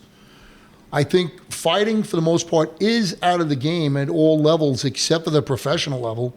Only the pros get 5 and stay in. Everybody else, college, youth, high school, you get a fight, you're out. You're out of the game. And you have a suspension. You're going to miss another game or two. So they're trying to take it out of the game. But my opinion again is, I'd rather see two guys swinging away at each other than going to stick swinging. You know what I'm saying? Oh, this guy did this. I'm going to hit him in the head with my stick. I'd rather see two guys throwing punches because not a lot of guys get killed throwing punches. You know, you hit a guy. You let off steam too. You're letting off steam. You're having it. You go, okay, I'm back. You know, I've got my 5 minutes, and then go. But again, that's only at the pro level. Yeah. You know, everybody else, you're out. You get, you know, I remember I used to get involved. We'll call it a scrum. And guys, you know, you got full helmet on, padded gloves, and you're throwing haymakers at each other, and maybe you got 1 or 2 in, and some refs call it really tight. You know, like, fight, you're out, you're out, you're out. And I'd be like, all right, well, what's the level of the game? Is it junior hockey? Is it high school varsity? You know, is it, Pee Wee C? Whatever it is, you're going to say, all right, that doesn't belong here. The other one, I'd be like, once I get in, if they stop, usually, and there's nobody's hurt, I'll call it a rough. I'll leave you in there. You know what? I get it's an emotional game. Yeah. You know, you guys are trying to whatever. But, you know, you get guys, somebody gets hurt, or the refs get in there, and you got to struggle to break these guys up. You know, sorry. See you next week. You got one next minute. week. You got stop it, knock it off, and that's it. Yeah. I would tell guys straight up, I'm down in the pile. If you stop right now, I'm only giving you 4. I'll give you a double minor. That's it. You go sit. He goes and sits. See you in 4 minutes. And I got to tell you, that worked 95% of the time. 95 because they don't want to get thrown out. But there's always that one knucklehead, one chowderhead, like, no, I'm going to keep going. Now I know you've done this for 40 years. Yeah, I just stopped last year. I was going to say, do you miss it? I do. I do miss it. I miss the camaraderie. Okay. I made friends from hockey that, Yeah. I'm telling you, like, to this day, like 25, 30, 40 years, I still reaching out to guys that I know from all over the country. It gave me the ability to see, like I said, I made friends in Massachusetts. I go to tournaments or places. Holy cow, like, here's a guy. You know, remember Howie? You know Howie? Redheaded guy? Yes. Howie was a he played. How you just popped me in the face with that? I just saw him the other day. He's coaching over in Nolansville. Really? Right? So Howie's reffing here. He grew up in upstate New York. Yeah. But for a brief period of time, he played junior hockey in downstate New York. And I looked at him when I first moved here, and he can't miss that big red mop coming, a carrot top coming out of the helmet. And he's looking at me, and we're looking at each other, and there's an age difference. I'm like 12, 15 years older than him, whatever. And he's like, I think you reffed my games. And I did. When he named when he was there and who he was with, I'm like, Howard, I absolutely reffed your games.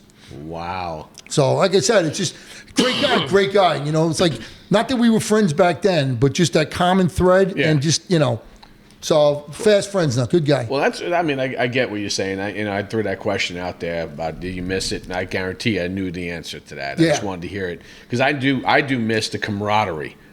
I don't miss as a goaltender leaving 2 hours before my game and then coming home 2 hours after the game because 2 hours. It's like a round of golf or something. I was going to say it's like playing golf at that point. You're there that long. And the games, especially some of the games in Nashville here. Sundays, it's 5 o'clock in the afternoon on a Sunday. Prime time. I'm like, you're listen, leaving the family behind for I'm not hours and hours and hours. And it just got to the point where I'm like, oh, we'll go back to midnight hockey. I'm like, there's no way in hell I'm waking up anymore. Nope. No, I ain't doing it. So I just officially retired from playing hockey. And especially, they all made fun of me because my equipment's still the old equipment with the bigger pads, not these flat pads and everything. But I just loved playing the game, and I loved more than anything is the camaraderie. Yep. Having the cold pops in the locker room, hanging out, enjoying, meeting good friends. And, here in Nashville, I've met some really good friends over the years. Sabino is a great guy, especially from Long Island. Yep. Another guy, I remember the first time I talked to him, I'm playing, I look, he's got Ranger pants. I go, dude, you're a Ranger fan? He's like, yeah, from the area. Find out he's from Sachem. I'm like, you got it. And then I found out he ended up dating my best friend's sister and my best friend's wife's sister for years. I'm like, you got to be kidding me. So that was kind of a funny. It's a small world. Yeah, very small. Hockey very small shrinks community. it even smaller. Yeah. So. And that's for sure. So I mean, obviously too, you've been a referee, umpire. I know you're also a monster history buff. Oh, yeah. You're a big history buff, especially coming here in Franklin. There's a lot of stuff going on. I know I always mess around with you. I'm like, I have no idea what the hell I am. And you're like, dude, do you understand? You got what you're in front of? And I'm like, no idea. I could care. I really don't, It's not don't you. know. It's not your thing. Not my thing, but I know you're a monster history buff. And especially, what does the Franklin mean to you, especially being a history buff? The Battle of Franklin, 1864. Franklin was, at the time, an area well traveled. You look at 31, that road went up and down, settlers, Indians, trappers, and as it became more populated, the armies would go up and down those roads. The Natchez Trace Parkway, how well traveled that is by a variety of people. Andrew Jackson raising, a corps of Tennesseans to become the American Army to go down in 1815 or 1814 to go down. They took one all the way down to New Orleans to fight the British down there in the Battle of New Orleans. And that's Andrew Jackson from this area just gathered up, a couple of thousand men and went down there. You got to think, a couple of thousand men then. There wasn't that many people around.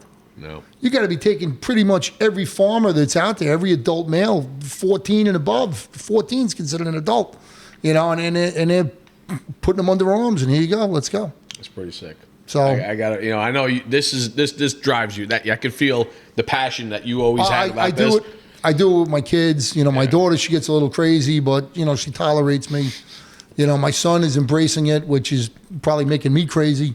So, but it's I frequently envision, like, where you stand, somebody else could have stood in that same place 200 years earlier. Mm. You go over to Target, right, over there on Columbia Avenue. Mm-hmm. There's no doubt that 18,000 Confederates in November of 1864 walked across that parking lot. There's no doubt. Walking up that hill to go to the Lott's house and the Carter house, and they caught shell fire the whole way there. That to me is like I'm walking with some guy walked here 150 years ago. It's pretty cool. Yeah. I mean, I find it interesting through you. I mean, I was a mess in school. Well, your backyard, you're right. You're right where the Union general was watching the whole battle from up there. Yeah, well, my back is on the hill. Yeah, so but I'm saying they were up on that hill in the next block over. Yep. What's the fort back there? It's Fort Granger. Fort Granger. Yeah. Right. The Union had an artillery battery up there, and that's where what was his name? Schofield. That was the British. The Union general was up there watching the battle. And now we play pickleball up now there. You play pickleball. Pickleball up there. That's we play it. some pickleball, baby. That's for sure. Oh man, because I always, we always love when you talk, with the history stuff. When you talk to me and I'm looking at you like, huh? What? I'm like, and honestly, I really wish I paid attention in social studies. He's a history buff. Your wife's a history buff, right? If I recall correctly, she's got the Battle of Franklin plates on her car. So, Yeah. Oh really? You're just swimming in it here. I mean, is the Civil War your main focus? Or the Civil War and the American Revolution were two areas where because where we grew up in New York, Long Island, tons. So that Ken Burns has a documentary coming out in November about the Revolutionary War? No, I didn't know that. I've seen the Oh, Civil yeah. War one. I have that one. That's a good one, but this one is dropping in November, and it's going to be like 15 episodes. It's going to be amazing. We were just in New York a couple of weeks ago on vacation, and we went to this place. And I tell everybody, whoever goes to New York, you want to go to this place. And it's a tavern called Francis Tavern, Fraunces, Francis with a U in the middle. And apparently it was established in like 1750. It's like the first bar in New York City. It's downtown in the Wall Street district. So we went there, 2-3 weeks ago. And I've told my kids and my wife, the significance of this place was when the revolution ended in 1783, Washington gathers all his superior officers, colonels, generals, whatever, in the great room in Francis Tavern. And he has like a last dinner with them and says goodbye to him, man for man for man. So we're at this pub getting a beer. And my kid, he wasn't 11. He turned 11 a couple of days later. And he's like, Dad, let's go upstairs. I want to take a picture in that room. So I got a picture of me and him in the room where Washington bid farewell to the Continental Army and went back to Mount Vernon for a couple of years before he was elected president, served the first president of the U.S. You got to frame that one. Yeah, definitely. Pretty cool. That is cool. Yeah. Oh man. Oh man, well, let's talk about one other thing too with you, Tom. All right. You know, as much as I despise the Icelanders, Oh, jeez. yeah, I know this shitbag franchise. Let's be honest. Two things. One, first of all, I'm extremely happy that they didn't get Higgins. Higgins is in the NHL draft, a local Long Island kid. And, Played with my nephew. yeah, I know he did. They were on the same team. Yeah, so that's Higgins is a hell of a hockey player. He's at BU. I was so happy the Islanders didn't get him, but it would have been a feel-good story if they did get him. And he achieved. He had it, Yeah. If he went and he was a dog, it would have been a bummer. Yeah, and achieved, correct. Yeah. But the next best thing that could happen, that if he didn't get drafted by the Rangers, he went to Boston. I'm okay with that because he's playing in college in Boston. He's Making a home up there. He's making a home. He's doing all right. I'm okay with it. I thought they made a great trade by getting rid of Noah Dobson for 2 first-round Yeah, picks that was a good trade. and that other kid, the other defenseman they got or something, some Yeah. prospect, because obviously the Montreal Canadiens, they're making the run right now. And then they give Dobson this $9 million contract, which is He's way overpaid. over. He's overpaid. Well, you have to be overpaid now because the cap is going up exponentially. So, like even the Predators, who's that shitbag that they ended up signing for $5 million? Some nobody defenseman. Nate Berg, he's a third pair Exactly. defenseman from Vegas or 5. No, the guy from Tampa. The guy they just got from Tampa. Paradox or something like that. I don't know. Shitbag McGee, we'll call him, because that's what's happening now. People are overpaying for these players right now. So, Well, baseball's ruining pro sports. Baseball is ruining pro sports. I won't say baseball. I think pro sports is ruining pro sports. You're handing out $50, $60 million contracts. Yeah, that's what- everybody's looking at that. Everybody. But what's happening is those guys are getting it, and the smaller contracts are not happening. That's Right. what's happening. Yeah. They're getting the monster contracts, and the marginal players are getting weeded out for prospects that are coming in. Yep. That's why this whole big thing of, the top 20 prospects for this baseball team. Well, guess what? We'll bring that kid up earlier to see Yeah. what he does, because that marginal baseball He can't player hit more than 270, so he's got to go. He's got to go. Or Yep. 270 would be great now. Yeah, well. But 250. So if that guy's a third baseman, he plays. He's batting 250. He has 15 home runs. His contract's up. He's not going to get the contract because they just spent all that money on the other guy. So now they're going to bring a prospect up that hits 245 and 10 home runs. That's what's going to happen. So they're like, all right, we're going to offset it this way. We're not going to pay that guy because we got a top 20 prospect coming up. We got to see how he does. They'll pay money for the big guys, but bottom line is the NHL now is shelling out money for shitbags, like people that I have no idea. How do you think the Islanders are going to do this year, and do you like what's going on with them? I like what's going on with them. I don't think they're going to do that well. I Yeah. think they're too young. I think, most of these guys, they're going to stay in college. You know, there's not a lot of 17, 18-year-old kids coming into the league. No. When's the last Sidney Crosby? Even how old was Connor McDavid when he came into the league? Chicago rushed that kid into the league, right? What's his name? Bedard? Yeah. And he's doing okay, but, He again. had like 26. 23 goals. 23 goals. But I'm saying they're expecting this guy to turn them around, win 30 games by himself. It's too much. You got to develop him. I think the last draft pick that has any worth of shit of a first pick overall is Matthews, even though I can't stand him. Matthews, ever since him, nobody has been good. They're all interchangeable. But what I'm saying is, though, you're asking about the Islanders. Yeah. This draft class looks great, but they're 18 Yeah. years old. Yeah, I don't. They're yeah. going to go play at BC or Wisconsin. I think the or they're going to defenseman go to goes- Bridgeport and play in the AHL for 2 or 3 years. Correct. So ask me in 2027 So how this they're year, looking. do you trade Barzell? No, You he's don't? still young enough where I keep him. He's a lazy piece of shit. He I is think useless. I think he's just had injuries. Ah. And truthfully, they haven't had a lot of guys to keep up with him. They are just, and I feel bad for Patrick Waugh, for the coach there. I like him. I do like everything about him. I think that team is just, you got to get rid of him. Yeah. But I'm going to go back onto the Rangers side. I think Drury has screwed that team up more than anybody. I say he's fucking butchered every contract that he's messed around with Barkley Goudreau, how he handled that contract last summer. How he dealt with Trouba. Trouba was terrible. How he did Terrible. that. How he also dealt with the And Trouba Shesterkin. wanted to be a Ranger. Absolutely. He wanted to be a Ranger. His wife is a doctor. She got a job working in Manhattan. He wanted to be a Ranger. Correct. And Drury just pulled the rug out from under the guy. I'm like, Drury screwed that team up and set it back 5 years. Now let's be honest, right? Okay, we're in a locker room. Everything, we played hockey. Our kids play hockey. Where does everything, collaborate? Where does our friendships happen? Locker room, right? Let's just be this. Let's be honest. You got Trouba, you got Kreider, whatever. You have Keandre Miller.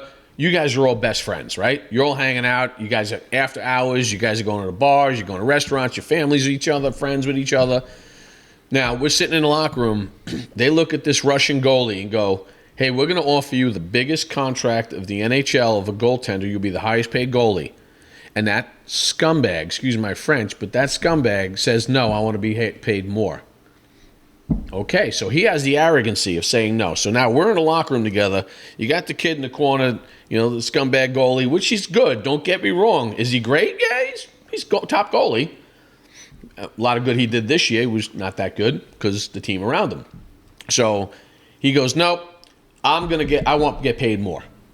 I want to get paid more. So now what that means is now the three, you got Kreider, Trouba, Keandre Miller, we hang out all the time. Well, guess what? Now Trouba goes because we need to pay this kid, this arrogant little bastard, a goalie no less. Yep. This money more because now he's got to go. So now, how does that make me if I'm Keandre Miller and what's his name, Kreider? I'm going to be pissed off. Now he's all happy. All of his little cliques are happy. He single-handedly destroyed that locker room. Then guess what he does? He was talking about trading, for years, for the last year, Kreider. He traded him in the offseason for garbage, for nothing. Then guess what? He trades Keandre Miller. You have destroyed that locker room. Drury has destroyed that locker room so bad. yeah, agreed. I agree. That you 100%. look and you go, what just happened here? This guy's got to go. You look back at the Pittsburgh Penguins 15 years ago, right? Mario Lemieux took less money, straight up less money than he could have been. He should have been paid top guy, top three at least in the league. Took less money, took a percentage of ownership. You got Sidney Crosby comes on the team. He literally takes Sidney Crosby as a 19-year-old kid, and he billets him. He puts him in his house for 2 years, and he says, "You're not going to get in trouble. I'm going to watch you. You're going to be under my tutelage for 2 years." That's a guy that knows what he's doing. That's a guy that knows how to build a team. Absolutely. And the Pens did how good for 10 years. They were right there. How many cups did they win? You know what I'm saying? Yeah. They were never considered a dynasty, but they were right. If they didn't win this year, they'll be back there next year. And they're They're top right players. there. Right. Top Malkin players. and their guys didn't leave. Nope. You're talking their best players didn't leave. They didn't hold out for more money. They didn't hold out. They were like, hey, we got something special here. We're a winner. You can also reiterate that to NFL with Tom Brady. Brady, Tom Brady absolutely. too. He could have got more. Exactly. So he said, hey, I'm going to chalk it up. I just want my team to win, and that's how great it is. And that's why it pisses me off that I'm a Ranger fan. I watched the Rangers this year, and I was bored to death watching this team. Couldn't stand them. Could not stand watching them. Hated it. I'm like, hockey to me has become so boring. It's such beer league hockey that there is no personality anymore. Yeah, but as an Islander fan, we used to always say that about the Rangers. Yeah. Rangers don't care about winning. No. They're the best show on Broadway. Correct. They sell tickets. They got rid of their blue seats years ago, which was their was diehard it. fans. They got rid of the blue seats, put in more skyboxes.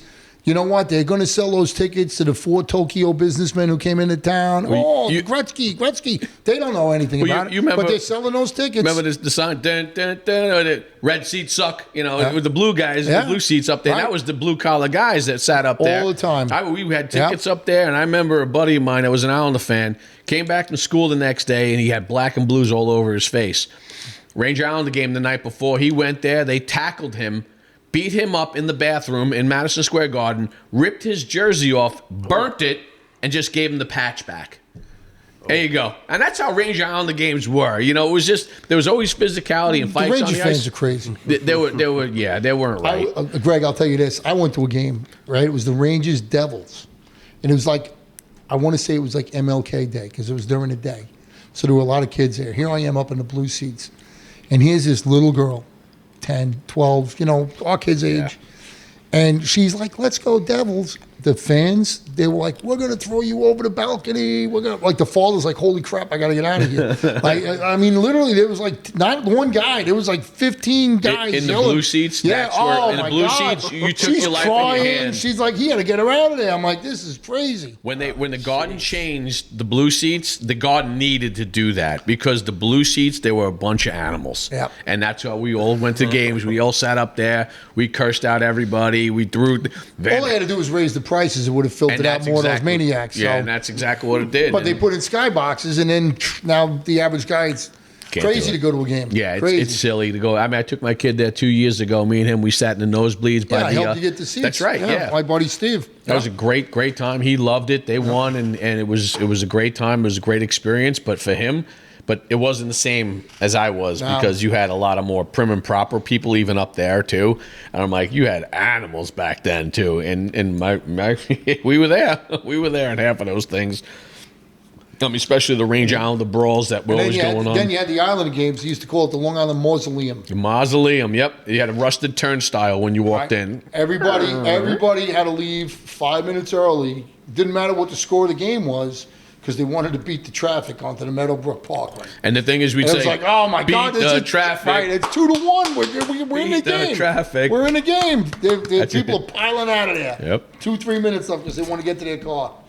Yeah. that Welcome was to crazy. Mausoleum. That was crazy. But Well, I think that's a How about lot this of guy? background. That's a Duchesne. lot of Oh, good yeah. stuff He was here. a dog. he's Well, I've stunk. got one Nashville. for you. We're going to go ahead and get our lightning rants going. Ooh, the here. lightning rants, Tommy. Here we go. This is our segment that we do after we talk with you. We do a lightning round. I want to keep this, relevant for local folks, but it also is kind of designed for you. This is Barry Trotz. Barry Trotz. Barry Trotz. How do you feel about him? I like Trotz. He's old school. I like Trotz. My sister-in-law actually used to teach his kid when they were with the Islanders. She said that she keeps tabs on Barry's wife. Not so much Barry himself. But I think he's a decent guy from what I know about him. So He's a hockey mind. I think he's outstanding. I love everything about Barry Trotz. You know what? Last year he tried to do something, I guess, out of the norm of Nashville, bringing in some of these kids, some of these players that are like top-notch guys. Kids. Oh, God. Yeah, adults, we're going to say now. These guys, Yeah, older guys. 36 years old. He tried to collect that lightning in a bottle again, but that didn't work with him, that's for sure. I like Barry Trotz because I played against him when I first moved here in A game. He was on his team called the Red Dogs. And during the strike year, I guess that was that one year I was playing, and he couldn't really skate that well, but boy, he had a heavy shot. I remember playing against him. I was doing really well. I go, hey, coach, I got a shot. He goes, not at all. I said, okay, thank you. But I like Barry Trotz. I think he's a good guy too, but I just think where the Predators are right now is atrocious with the $10 million dead cap. It's hard to understand what they're doing. I'm hoping to get some positivity from your experience with him. I mean, he's been around with the Preds for a long time, but I think he's going to ease into it. I think he's going to figure it out, but there's a lot of pieces that just don't go together right now. Well, he's got listen. This is his first year as a GM, right? Just first year as GM. Give him some slack. I think also too he got a lot of guys to score goals. He didn't get the guy to give the scorers the puck. He didn't do that. He didn't get the middleman. Do you know what I'm saying? He didn't get the Craig Jannies, the Adam Oateses. He didn't get those type of guys. He got the Stamkos. I'm going to score. He got too much was expected of yeah, Stamkos. too much. Guy is already, He's done. He's done. Well, not that he's done, but he's not going to be the guy. I love that guy. O'Reilly. Was 8 years ago. That Yeah. guy, this is 35-year-old Stamkos. That's the Rangers hockey Yeah, right there. that's exactly. We'll just sign somebody Throws that's over the crazy hill. money at the guy when he's only got 2 years left. Correct. Yeah. I love O'Reilly. I think I love that guy. To me, he's piss and vinegar. That's the guy you like. That's the guy you want. Well, I And- think that was the problem. Is there was a question of who's the leader. Yeah. O'Reilly was doing his thing, and he was the guy, and then Stamkos came in, and it became. And Marshall Show, all he gives a shit about is youth hockey right now out here. He's a shitbag. You know what? I'm not a fan of him. The guy, he thinks who he is. He just got first line minutes in Vegas, and that's why he became so good. Before that, he was doing nothing in Florida and Tampa, garbage. Now hey, listen, you got the first line minutes, you're scoring goal. You got ice time, it doesn't matter. You get ice time, you're going to get points. You're going to get points. You hope. Yeah, and he did. He did, and he capitalized on first line minutes in Vegas. He did all that stuff, but I really don't like anything about the guy. I think he's soft as baby shit. He really is. He's not going to go in the corners. He will not grit it out. That's where O'Reilly is, and that's the type of guys. And I really, on that, I think he did a hell of a job of drafting that kid Martin. That first round pick. I mean, in a crazy way, I was kind of hoping they took Higgins, but I can understand this Martin kid. That kid, I'm telling you right now, it's on video. He will be the future captain of the Nashville Predators. I'll tell you that later on. He got a lot of blowback for that pick. People thought it was a big reach. We'll talk about that later on, and I'm gonna in my decisions. I'll tell you. Okay, I'm gonna blow it up here. I want to get your perspective on this guy, Mandami. What's going on with New York, guys? New York's in trouble. Big trouble. Yeah, honestly, I don't think that guy's even gonna go. He's gonna hold it. I don't see it. You know why he gets in? Because Cuomo plays spoiler. Yeah, he does. Cuomo's going to be the spoiler. could. Sliwa, as the Republican, has no chance. Sliwa he's done. No, he's Sliwa never garners more than 22% of the vote, No. and most of that comes out of Staten Island. Yeah. Right? Staten Island hasn't elected a mayor in forever. Yeah. Right? So you got Mamdani over here. He's got AOC support. Ugh. Right? And she's terrible. She's Yeah. god-awful. She's a right? moron. She's god-awful. I mean, he is a confirmed socialist. He Yeah, he said stands it. on, he wants to get rid of the police force. Can you imagine New York City without a police force? I mean, as a former cop, I get it, so I'm slanted, but can you imagine Times Square on New Year's Eve without a police force? It will. Social workers. We're gonna put some The social workers will come there. in and separate those 1.1 million people and all the pickpockets and everything like that. Oh my God. Right? So, Mandami, forget it. I don't know, man, but he's can got Eric a chance. Adams come back? I don't think so. I I mean, mean, as it looks crazy as it smart sounds, for him to go independent now, does it not? he said he was going to go He independent. went independent. He didn't even run in the primary. He went didn't. independent. because Okay. he could So- see this coming. Well, he didn't want to get in a slugfest with Cuomo. I don't even think he was concerned about this guy. He didn't want to slug it out with Cuomo. Yeah. So the thinking is, and like I said, it was in New York just a couple of weeks ago, right when this happened, I was there when it happened. was they're hoping, they being the powers that be in New York, is that Cuomo throws in behind Adams, because the other way they don't think it'll mean that much. But if Cuomo steps out and supports Adams, the thinking is they'll beat Mandami. But Cuomo is such an egotistical shithead, and he is a shithead. Yeah, he is. That it's Just say let it burn. let it burn. Yeah, he'll That's leave. it. He'll He's leave. a let it burn guy, and if he lets it burn, Mandami's got a good chance And of it's getting going elected. to be even worse up there. Oh my! If that guy wins, oh my God! Yep. God forbid any of my family members or anybody I know up there. It's going to be the Wild He Wild wants West. to have the city-owned grocery stores, right? Because they Yeah. say there's food deserts up there where nobody can get anything to eat, but it's because they're not prosecuting any shoplifters. Right, there's no right. All the drugstores are closing up. CVS, Walgreens. They don't open up in the poor neighborhoods because they get overrun. Same thing in California. Yeah, I was talking to a buddy of mine Same from thing in Oakland. California. Just went to Oakland. He says all of them are done. Walmarts, CVS's, Walgreens, they all close them up. And if they are open, you have plastic locks On the everything. on the whole row. Security. It's awful. So you've seen that? Have Yeah. you've seen that when you go up there? Because you're up When there a lot. I went, no, not there, but I see a lot of closings. Yes, absolutely. Yeah. But what it's going to happen, I was in Portland and they had all plastic locks. Even to get gummy bears, you have to go ask the guy, hey, can I get gummy bears? They'll unlock it for They're you. paying guys now, a couple of Walmarts in town here in Nashville, they're paying guys $50 an hour to do security in these places. That's literally 60 to 75% over the going rate because they know you're going to deal with, you're going to deal with problems. you're gonna deal with this before the police shows up. I'm like, you know what? I'm too old. I don't deal with that anymore. I'm like, I know I'm. Thank God we're out of there, Tom. That's all I gotta say. Thank God we're out of that shithole. I'm done All with right, that. but there's some good things here. I want to know what's the best deli in New York. Cold Spring Harbor. Cold Spring Harbor. So there's a couple of delis in Huntington too. I don't. If you're looking for like Cats or something like that, Yeah, nah. I don't go to those. Those are tourist So, places. yeah. No, you got. I mean, they're probably known for a great the real sandwich, stuff. but yeah, I want to go. I want to go somewhere that was close to where I was home and get myself a nice egg sandwich. That's it. BEC, or a nice, SBK. or a nice roast beef on a hero, Hero. bread. Oh, Italian man. Hero. Actually, Hero Express over there. Hero Express over by the airport is my favorite. I get a Hero every time I go in there. Italian Hero. It's this big. It's And the falling potato out. salad, the Potato- New and York then- potato salad. And then you have to get the iced tea too. Yeah, the big and iced a big tea. quart thing, Big quart yeah. iced tea, and Yeah. you take a sip, and your whole teeth's all falling out. Pretty much, honestly, Greg, any deli, Any deli. on Long Island blows away what we got going Oh, on. Any God. deli. But it's better than Manhattan delis? Yeah, I gotta tell you, yeah. think so? Yeah, I know so. I do. You know, there's some Manhattan delis, but again, I'm not looking at the big touristy place. Let the tourists go to Cats. Go ahead, Yeah. go over there. You know. But some of the Manhattan delis are bodegas. Yeah, they're And then you walk bodegas. in there, and you're like, "Can I get?" And you got dirt. You wipe your hand, and You're there's not no looking dust like and the- dirt. Yeah. We went when we were back. We stayed in Northport. Yeah. And there was a deli. I can't remember the name of it. It was right on 25A across from Stop and Shop. And I walked in there twice in the days we were there.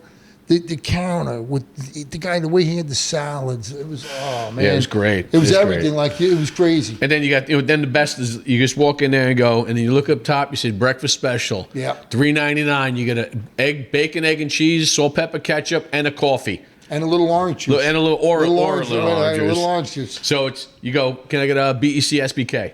Yeah. Bacon, egg and cheese, salt, pepper, ketchup, and that's how it works. You go in there and like I remember when I first moved here, I called my buddy of mine back home, and I just lost it. And I'm freaking sitting there at McDonald's, and I'm like, all I want is a fucking BEC SBK. I fucking can't get one. God darn it, I can't You got to get make one. it yourself. Yeah, you so know? I can't. You got to go when you go back to New York. You got to come back with the Kaiser rolls. Oh, I come out You with know? rolls, I come with bagels, and every time I have to have my pizza and I have to have a Hero. And every time I go there, I got to get my deli Hey, sandwich. I saw my bagel guy downtown again. Oh, did you? Give Well, him a he's- shout out. Hector, Yeah, we- H&S Bagels. we- man. that's one we on gotta go. 17th Street in Nashville. It's actually pretty decent. Makes He's the egg got bagels. legitimate New York bagels. He's Yeah. my man Hector. All right. H&S Well, Bagels. the exact opposite of your deli is Bucky's. I like Are Buc-ee's. you a Bucky's fan? I am a Buc-ee's fan. The best thing I called you and I told you to go to Bucky's. I Yeah. learned myself how to get to Bucky's. I usually have my Bucky's cup.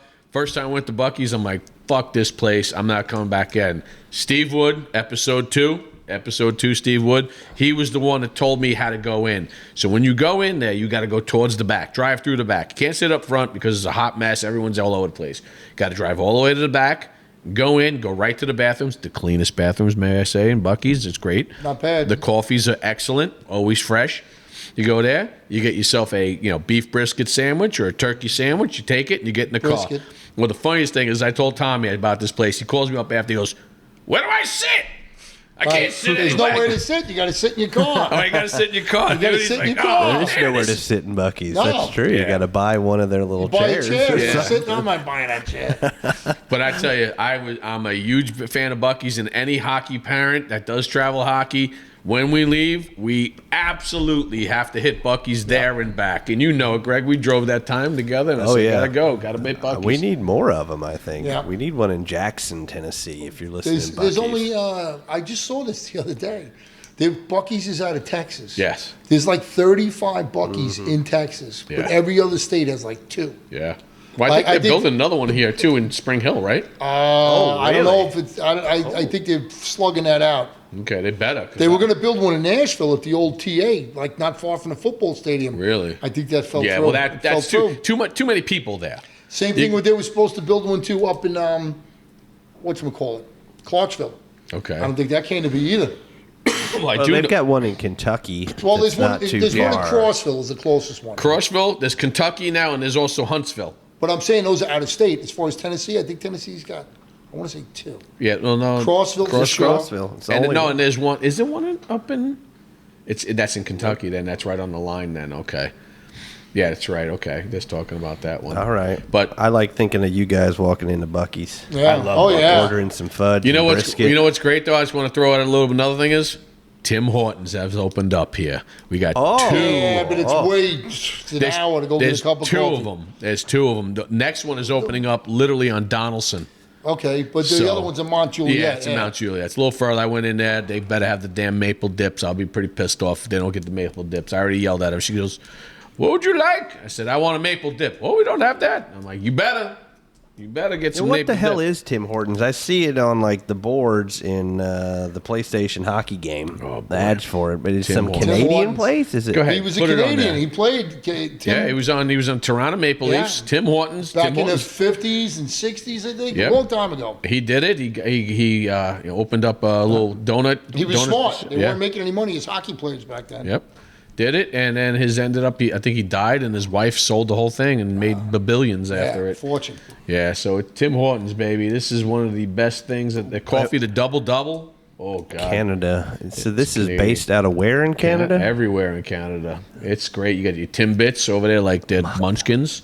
Timbits. I get the pods for my. Yeah, I kid. get them. Oh, but it's man. not the same. They're not the same. You know what? It's still better than most of the other pods you get. This coffee is, when you get it, it is the hottest coffee. Anytime you get Tim Hortons, it is the hottest coffee. And the maple goodness. dips are great. The paninis are good. Actually, they got a little worse over the years. For a while, they were doing great. Then I think Burger King and them burnt. They bought them out and everything. So That's a Tim Hortons, baby. franchise. Oh my god! I actually looked into buying the Tim Hortons when I first moved here. No they way. wanted $1 million for it. I said, we're not going to do that. I thought about Dunkin' Donuts before. Like I said, how does they know Dunkin' Donuts anywhere in Tennessee? Yeah. Literally, within a year of me moving here, Boom. they started popping up like dandelions. Yeah. Now they're everywhere. And supposedly there's one all guy. right. Uh-oh. Here we go. Seth's choice. There we go. He's got his notebook out. I'm in Got trouble my now. notebook. This is my rant. Ready, guys? My rant today is about the Predators fans. Oh no! They are no, the biggest no. morons. Wait, we gotta turn this no, off. wait, crank it up because I gotta tell you, I am so pissed off at some of these Predators fans, especially. Let's rewind what I said earlier. I had a friend of mine that's a Pred fan that complained about this draft pick that they took Martin. His complaint was, I'm upset that this guy didn't show up to the draft and walk out and have the damn sweater on. I said, you asshole. Dude, this guy that they just drafted will be the future captain. The kid is piss and vinegar. Salt and, yeah, this is a guy that, it's a throwback from the NHL. This guy right here, you know why? He was out. Why didn't he go to the draft? He didn't go to the draft because he had to do work on his farm. I saw that. That's, to me, his parents got him in the right mindset. Yeah. This guy is going to be a leader because he knows where his head is and what he's got to do. He is on the farm with his teammates of his family. Guess what he's going to do when he gets on the ice? He's going to correct everything. He's going to keep these guys in line. They're going to follow him, and he's going to be smart about it. This guy, to me, is going to be an absolute stud. The kid is a beast. As much as I looked at more and more about him, I love this kid. And for you damn Predators fans, you stupid ass fang finger, what kind of shit is that? no. What's with the cell block 308 or whatever? It's all your fault. You're assholes. That's why. Well, maybe they'll come around too. They will not come around. Maybe- And the whole you suck thing bothers the hell out of me. It's a Mickey Mouse franchise, and screw them. I'm still pissed. The only reason I was behind them for a while when Shea Weber was here. I love Shea Weber, and they ended up trading him for that piece of garbage PK. Look at me, Subban. Screw them. I hate the Preds for that. Had a good shot though. Remember he Don't scored care. one time from like center ice. Don't care. And then he went like this. He kept going like, look at me, look at me. That's why you sucked. It seems like a long time ago. Yes, that's why I don't like the Preds and the Preds fans. Get your shit together. Let's go. Shoot the puck. It's all your fault. You're assholes. Done. All right. Here's my rant, guys. Sprung that one on us. I Sorry. hear you. Jeez. Right? Hey, Tommy hit you, right? What'd Some you gets them going. All right, we'll wrap it up here. This is our longest podcast. It's so much fun. Get off my lawn. All right, get off my lawn. You know what this is about. Let But, Tommy go on this one first. He's got to The go first first. one we're gonna do is for you, Tommy. That's John Tavares or Mark Messier. What? Who would I pick? Who do you Who's- want off who's your getting lawn? off Get your off your lawn? lawn. Who's worse? Who do you want on your house that walks in and goes, hey, how you doing, Tom? These two walk up to you and say, hey, Tom, how are you? You go, Tavares or Messier, get off my lawn. You're out of here. I'm throwing Tavares off my lawn. Oh, okay. You know, Messier, you know, he's a Hall of Famer. He's backed up, you know, put up or shut up. He put up. Yep. You know, Tavares, I don't hate him like most Islander fans do. That was, Gart Snow made an incredibly stupid maneuver by not trading him when he wouldn't sign. The kid grew up in Toronto. He had a chance to go to Toronto, and he went. He just, you know, he went. He did what I think most people would have done if they had the opportunity to do it. Mm-hmm. So, you know, and he And what did he outsmarted do Gart there? Snow. What did he do there? He's put up decent numbers, but he's not the savior that everybody thought he was going to be. And apparently they keep throwing his name around as trade bait, that they might be getting rid of him too. I think they just signed him, right? Did they sign him? They just signed him, Okay, yeah. I didn't hear that. Yeah, 'cause But he's got they new- kept new- tossing about getting rid of him. He's got new Maple Leafs pajamas. Okay. That's that one picture when he was a kid. He's So, wearing but Maple like I Leafs said, pajamas. Tavares was a show up and play every day kind of guy when he was on the Islanders, but you know, he hurt them in a way that it's going to take a few years to recover still, Yeah. because they didn't get anything for him. And they Nothing. could have got a They could have got a first round lot. pick for him. They could have got a lot for him. They got nothing. Ugats. That's why Gart Snow, you'll never hear of that guy in the NHL again. He's done. He's done. Him or Milbury. Well, Milbury's a different animal altogether. So, but yeah. That guy set him back 30 years. Yeah, pretty much.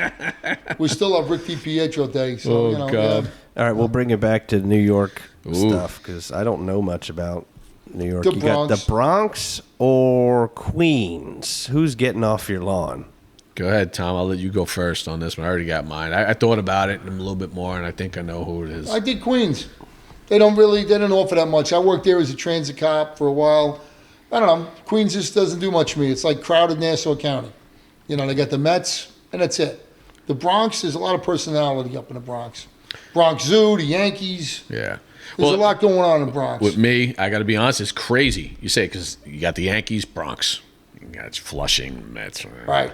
Then you got, Bronx Zoo. Bronx Zoo, but honestly, and my grandfather, my father's side, they lived up in Upper Manhattan, close to the Bronx, so we were Yeah. always up there.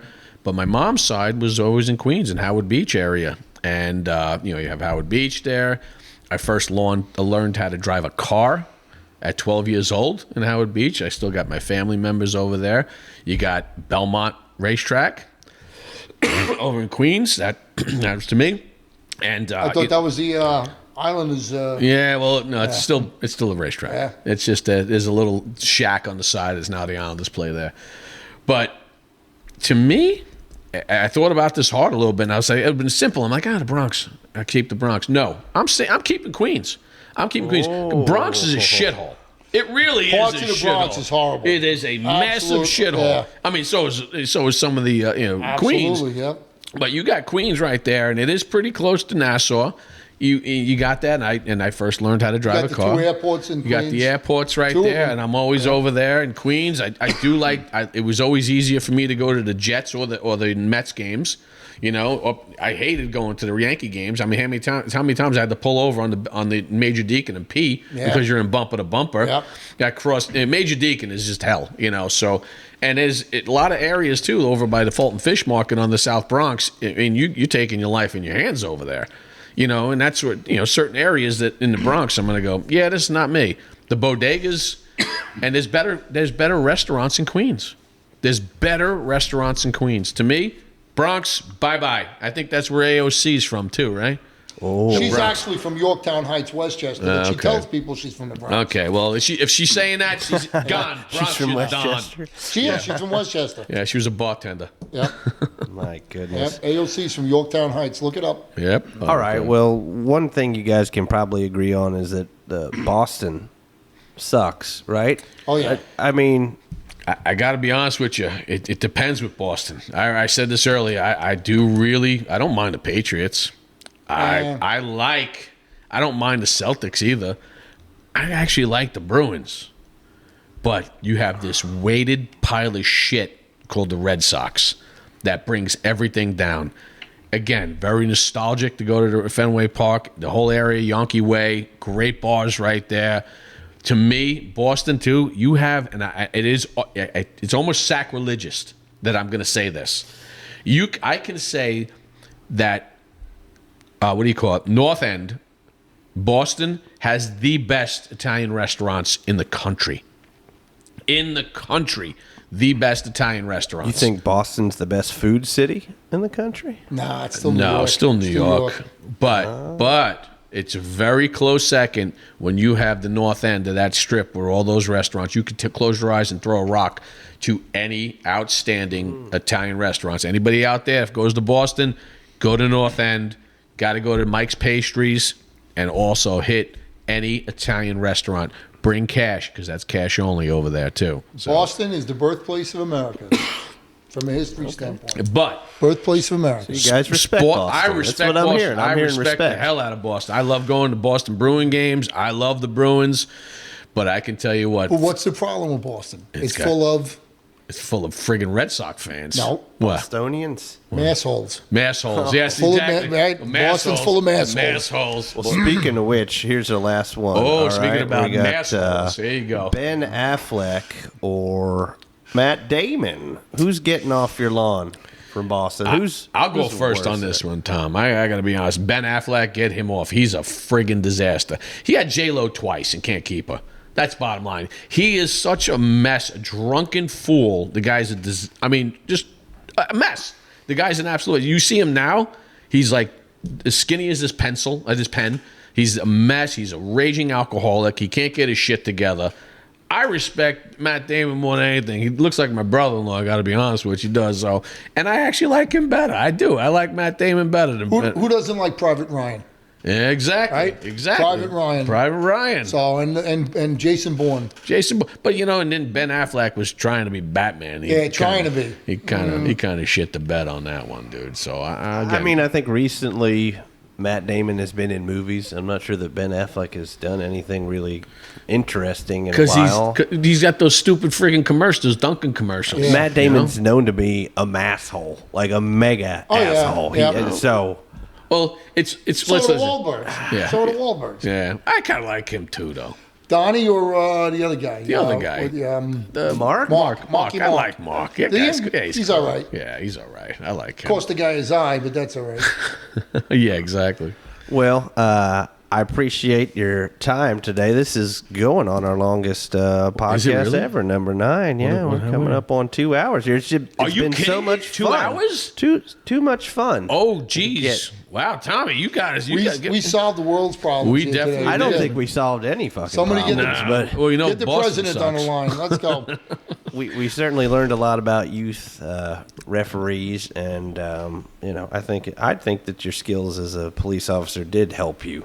Absolutely. And I think it'd be nice if we had some more of those out there. I don't know what the solution is to the refs, but we'll certainly stay tuned and try to keep people from not being crazy. I think they should start handing out gummies to parents at these hockey games. Just CBD gummies? Yeah, Yeah. just let them sit and relax and just shut up, and we'll meet you in the hotel lobby That's right. after, and we'll drink some beers and eat some pizza.